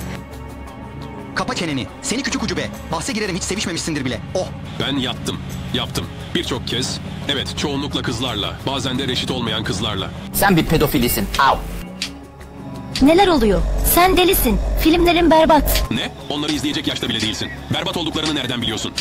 GTA Vice City'nin 3D evrendeki ilk görünümü Miami Vice, Scarface ve 80'ler modasının bir parodisini yapmakla ilgiliyken GTA 6'da ise Florida Man kültürünü yani medyanın mümkün olduğunca müstehcen bir şekilde ele almayı sevdiği Sunshine State konseptinde şehirde yaşanan garip ve tuhaf suçlar ve olayların sık sık sosyal medyada meme fenomenlerinin viral olduğu bir dünyayı yansıtıyor. Çünkü Miami bir suç cennetidir. Florida eyaletindeki bilgi özgürlüğü yasası sayesinde gazetecilerin polis tutanaklarına diğer eyaletlerindeki meslektaşlarına göre daha kolay erişebilmesi bu tür haberlerin çok yayılmasının nedenlerinden biridir. Yani Leonida Man konsepti sürekli etrafta irrasyonel ve garip şeyler yapan garip insanları ve onların internette absürt videolarla viral olmasını konu alıyor. Mesela yolun ortasına sofra kurup yemek yiyen ya da trafikte yatak şeklinde arabayla giden bir adam, acayip yerlerde acayip danslar eden insanlar, arabalarında geyikle yolculuk yapanlar ve daha bir sürü kaotik saçmalıklar. Florida yani Leonida manyaklarla dolu bir yer ve oyunun her yerinde bu manyaklarla bol bol karşılaşacağız. Sonra da diyeceğiz ki Floridalı değil mi? Ne beklersin? Normaldir. Florida'da olur böyle şeyler. Yani GTA 6 geçmiş oyunlara kıyasla daha farklı bir mizah, komedi tonuna sahip olacak. Fragman boyunca en çok gözümüze sokulan şeyi fark edeceksiniz ki sosyal medya içeriği için poz veren insanlar ve onların yaptığı maskaralıklar. Sahilde kız arkadaşını filme alan bir adam, bir arabanın tepesine twerk yapan kadınlar ve kaka emojisi dolu yorumlarla dolan canlı yayınları. Sokakta koşan çıplak vatandaşlar, tanga giyip bahçesini sulayan bir adam, elinde çekişle millete saldıran manyak kadın. Yani buradan GTA 6'nın tamamen sosyal medya ve meme odaklı bir oyun olacağını anlayabiliyoruz. Nasıl şehirde gezen NPC'ler olacaksa yaptığımız her görevin sosyal medyada bir etkisi olacak ve NPC'ler bunları paylaşıp yorumlar yapacaklar. Diyelim ki bir NPC ile kavga ettiniz ve başka bir NPC dövüşü kaydetti ve daha sonra interneti açtığımızda ana sayfanızda bu dövüşü görürsek çok havalı olurdu. Örneğin Red Dead 2'de hikayenin nasıl sonuçlanacağını veya diyalogların nasıl şekilleneceğini etkileyen birçok seçenekle karşılaşıyoruz. GTA 5'te de bazen NPC'ler arabanızın ne kadar güzel olduğu hakkında yorumlar yapıyor ve fotoğrafını çekiyordu. GTA 6'da da oyun içi internet büyük olasılıkla çok daha ayrıntılı olacak. Hatta oyunda bir sosyal medya influencer'ı bile olabileceksiniz. Strangers and Free tarzı görevler de sosyal medya üzerinden alınacak. Red Dead Redemption oyunlarında görülen onur mekaniğinin bir versiyonunu dahil etmenin bir yolu olarak sosyal medyayı kullanabilirler. İnternete düşen videolarımız kamuoyunu değiştirerek etraftaki NPC vatandaşların bize saygı duyması, korkması gibi tepkilerle karşılaşabiliriz. Sosyal medya kültürünün parodisi hikayenin ana parçası olacağı için Vice City'de takipçi kazanabileceğiniz ve bunun hikayeyi şekillendirecek önemli bir unsur olacağını düşünebiliriz. Sosyal medya önceki Grand Theft Auto oyunlarında da görülmüştü. Ancak GTA 4'te Niko Bellic sadece basit web sitelerini kullandı ve yalnızca standart e-posta aracılığıyla iletişim kurdu. GTA 5'te ise iFreed ve 9G'li drone telefonlarıyla Facebook ve Twitter'ın parodi melezi olan Life in Matter ve Instagram çakması Snapmatic sosyal medyasını kullanıyorduk. GTA 6'da daha çok TikTok, Reels, Shorts, Snapchat tarzı bir sosyal medya sistemi olacak. Bu yaklaşımla hem Lucia hem de klipleri çeken Jason olarak oynayarak takipçi kazanmak için belirli aktiviteler yaparak şehirlerde dolaşmanız gerektiği gibi bir dizi olasılık görünüyor. Tıpkı Bonnie ve Clyde'ın hayranlarının 1932'de gazeteler aracılığıyla takip etmesi gibi insanlar da sosyal medya aracılığıyla onları takip edecek ve onları örnek alacak. Karakterlerimiz işledikleri suçlarla ünlü olacaklar ve bu şekilde kendi hayran kitlesini oluşturacak ve bu da onların Vice City kamuoyunda tanınmasına yol açacak. Eyaletin yüksek nüfuslu, sürekli değişken hava durumu, metin yaygınlaşması ve akıl sağlığı tıp sektöründeki yetersizliklerden kaynaklandığı öne sürülen raporlar mevcut. Yani GTA 5'te sadece Trevor deliydi ama GTA 6'da ise şehirdeki bütün herkes deli. Sokaktaki sıradan insanlar bile Trevor gibi agresif ve pervasız insanlar olacak. Örneğin bir reklama göre insani duygular bir hastalık olarak görülüyor ve bu tip ilaçlarla duyguları tedavi ettiğini söylüyor. GTA serisi mizah anlamında oyunların South Park'ı gibidir. Hiçbir oyun firması Rockstar gibi hiciv yapamaz. Bu kadın da ilaçlarını almadığı için delirmiş olmalı. Ve GTA 4'ün hikayesinin bel kemiğini oluşturan elmaslar. O elmaslar için çok kişi savaştı ve öldü. Oyunun sonunda Jerry Kapovitz isminde evsiz bir Vietnam gazisi çöpleri karıştırırken $2 milyon değerindeki elması buluyor ve hayatı değişiyor. Radyodaki haberlerde Jerry servetiyle Vice City'de bir silah ve içki dükkanı açacağını söylüyordu. O silah dükkanını fragmanda görüyoruz. Pound and Gun ismindeki dükkanlar GTA 6 ile 4'ü bağlayan olaylara sahne olabilir. Şehir dışında ise Everglades bölgesinin doğal manzaralarını görüyoruz. Burası Florida'nın güneyindeki tropik bir sulak alandır. Florida'da son yıllarda büyük bir timsah problemi yaşanıyor. Bu yüzden Florida'da timsah avcılığı yasal ve iyi bir gelir kapısı olmuş. Bir zamanlar timsahların nesli tükenme tehlikesi vardı ancak bu durum artık son buldu ve artık Florida'da 10 kişi başına bir timsah düşüyor. İnsanlar evde muhabbet kuşu besler gibi timsah besliyor. GTA özünde şehirde geçen bir oyundur. Oynayış da kelimenin tam anlamıyla şehirseldir. Yani hikaye hareketli şehir manzaralarında gerçekleşir. Ancak yeni oyunda bataklıkları ziyaret etmek çok farklı olaylara sahne olacak gibi görünüyor. Red Dead'de çamura bulandığımız manzaraları GTA 6'da da bol bol göreceğiz. Fragman bunu bizzat vurguluyor. Çamur Kulübü isminde oyunda katılabileceğimiz bir off-road tarzı etkinliklerin olduğu bölümleri görüyoruz. Ve son ön inceleme. GTA 6'nın çift kahraman dinamiği GTA 5'in üçlü sisteminden çok daha farklı ve zengin olacak. GTA oyunları ilginç ve renkli karakterler sunma konusunda zengin hikaye anlatımına sahip bir seridir. Bu iki kahraman arasındaki ilişki tam bir çalkantılı romantizm dolu bir drama kaynağı olacak. Oyunun çıkmasına sadece bir yıl var.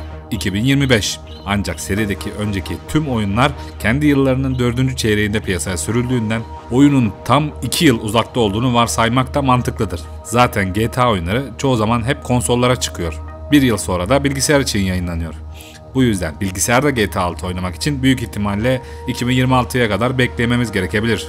Ancak oyun endüstrisinin öngörülemezliği çok yüksektir. Beklediğimizden daha erken ya da daha geç de çıkabilir. Mart veya Nisan aylarında çıkabilir. Çünkü GTA 4 bu aylarda çıkmıştı. Red Dead Redemption 2'nin bilgisayardaki muazzam popülaritesi Rockstar'ın PC platformunu ciddiye alması için harika bir neden. Bu yüzden bilgisayara çıkmama ihtimali yoktur. Ve yeni fragmanda büyük ihtimal yılbaşına doğru yayınlanacaktır. GTA 6 fragmanında görülen manzaralar o kadar çok iyiydi ki bazı kişiler oyunun bu kadar iyi görünemeyeceğinden şüphe duymuş olabilir. Yollarda yoğun trafik, tıklım tıklım dolu plajlar ve gerçekçi aydınlatmalardan şimdiye kadar gördüğümüz en gerçekçi sulara, ultra gerçekçi saçlar ve hatta cilt lekelerine bile sahip olan NPC'lerin yaşam doğasını görebileceğimiz GTA 6 ilk bakışta olağanüstü görünüyor. Grafikleri ne kadar ileri götürdüklerini görmek gerçekten etkileyici. Oyun dünyası zaten yıllar geçtikçe en gerçekçi fotorealizme doğru gidiyor. Ancak şöyle bir gerçek var, GTA 4 ve GTA 5'in ilk fragmanı yayınlandığında da aynı şekilde etkileyiciydi. Vay be ne kadar gerçekçi yapmışlar diyorduk. Ama sonrasında oyuna alışınca grafikler daha eski gelmeye başlıyor. Bu yüzden eskiden severek oynadığımız bir oyunu tekrar oynadığımızda aynı tadı veremeyebiliyor. Ama Rockstar hiçbir oyun fragmanlarında ve sinematiklerinde CGI renderları kullanmaz. Fragmandaki görüntüler tamamen oyun içi görüntülerdir. Oyunlar ilk çıktığı zamanlar hep hatalı ve sorunlu olabiliyor. Hatta oyunda çökme ve donmalar bile oluyor. Bu yüzden ilk çıkışından bir süre sonra yapılan güncellemelerden sonra oyun tam keyfiyle oynanabilir oluyor her zaman. Ancak şundan emin olabiliriz ki grafikler Red Dead Redemption 2'nin birkaç tık ilerisinde olabilir. GTA 6'ya teknik açıdan göz attığımızda grafik motorunda da birçok iyileştirme ve geliştirme görüyoruz. Rage motorunun potansiyeli gerçekten çok büyük. Rockstar her zaman en son oyun geliştirme tekniklerinin zirvesinde olmuştur. GTA 6'da bundan farklı olmayacak. Rage motorunun 9. sürümü görünüşe göre Unreal 5'ten bile daha güçlü. Fragman her türlü maskaralığı yapan çeşit çeşit NPC'leri gösteriyor. Bu da büyük olasılıkla eskisinden daha çok etkileşimli olduğunu anlıyoruz.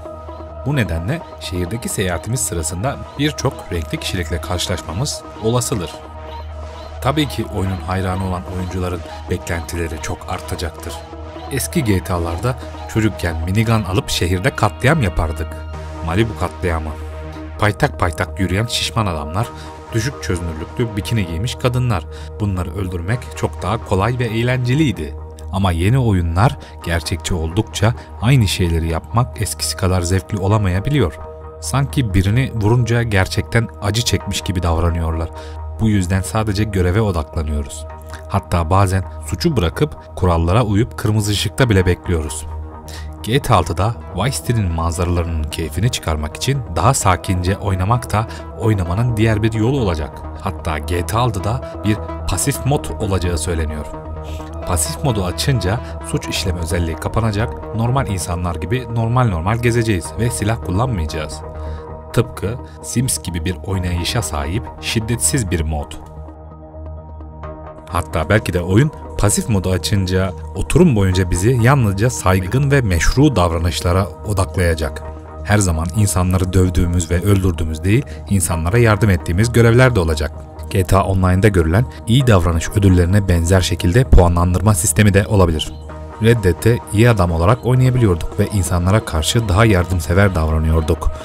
Kanun kaçağı olsak da en azından daha vicdanlı oynayabiliyorduk ve bu hikayeyi etkiliyordu. Pasif modu açınca çimleri biçiyor, çiftçilik yapabiliyor veya köpekleri gezdiriyorsunuz. Hatta eski GTA'larda taksicilik, ambulans şoförü ve polislik yapmak da güzeldi. Ama polis arabası çalıp polislik yapmak biraz saçma kalıyor tabii. Yani GTA'da bunun daha gelişmiş hale getirebilirler. Zaten karakterimiz Jason polis olacaksa Vice City'de bol bol suç ile savaşabileceğimiz anlamına geliyor. Ne de olsa Lucia'nın hapiste bundan haberi olmaz. Tüm bunlar da Rockstar'ın biz oyuncular gibi olgunlaştığı anlamına geliyor. GTA 6 eski oyunlardaki gibi çocuksu unsurları bitirip daha olgun bir ton benimsiyor. GTA 6'nın haritası sadece Vice City değil, Leonida eyaleti olduğunu görüyoruz. Yani Vice City sadece oyunun ufak bir kısmı. Çeşitli kaynaklara göre GTA 6'nın gelişimi 2014 yılında başladı. Tek bir oyun geliştirmek için 10 yıl geçti ve hala yapımı bitmedi. GTA 6 tarihin en iyi oyunu olma yarışını başlatıyor. Bu yarışa Valve mutlaka katılmalıdır. Bu kanalı takip ediyorsanız zaten artık az çok konseptimizi anlamışsınızdır. En çok beklenen ancak henüz çıkmayan, yüksek beklentiye sahip, hype yaratan oyunları daha çok masaya yatırıyoruz ve veri madenciliği yapıyoruz.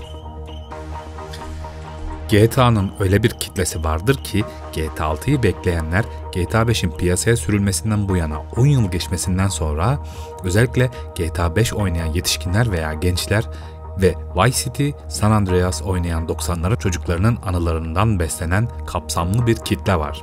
Yani Y kuşağı, Z kuşağı yok. Valve ve Rockstar kuşağı var bizim için. GTA 6 gibi bir oyun sadece başka bir devam oyunu değil, her yaştan insanın ortak bir duygusu olacak. Oyunla pek ilgilenmeyenler bile yalnızca GTA 6 onları oyun dünyasına sokmaya yetebilir. Sonuç olarak hepimiz GTA 6'yı GTA 5'ten daha uzun süre oynayacağız, bu kesindir. GTA gibi amiral gemisi oyunlar tüm oyun şirketlerinin kendi gemilerini suya sürmesini tetikleyebilir. Yepyeni bir oyun çağının başladığını görüyoruz. Bu yarışın şampiyonluğunu GTA'ya kaptırmak istemeyen rakipler olacaktır. Örneğin Half-Life 2 bir fenomendi. O kadar iyi bir oyundu ki ona karşı yöneltilen birkaç şikayetten biri sonsuza kadar devam etmemesiydi. Half-Life 3'ten bahsetmek bile bir meme, hatta dalga konusu haline geldi. Daha sonraki videolarda Half-Life 3'ün neden çıkmadığını ve 3. oyun hakkında sahip olduğumuz tüm bilgileri inceleyeceğiz. Half-Life bir şekilde geri dönecek. Rockstar bir GTA 6 fragmanı yayınladı ve internet adeta yıkıldı. Valve'nin tek yapması gereken ise sadece 3 rakamını tweetlemek olacaktır. Ve sonra tüm video oyun dünyası ve internet alev alev yanacak. Ve oyunların altın çağına geri döneceğiz. Her şey normale dönecek ve oyun oynamaya ilk başladığımız o mutlu zamanlara da geri döneceğiz. Aramızdaki buzlar da eriyecek. Kimse birbirini kırmayacak. Küresel ısınmanın da en iyi yanı da bu zaten. Umarız size en sevdiğimiz oyunlardan Grand Theft Auto ve 6. oyun ile ilgili ayrıntıları mümkün olacak en iyi şekilde vermişizdir. İzlediğiniz için teşekkürler.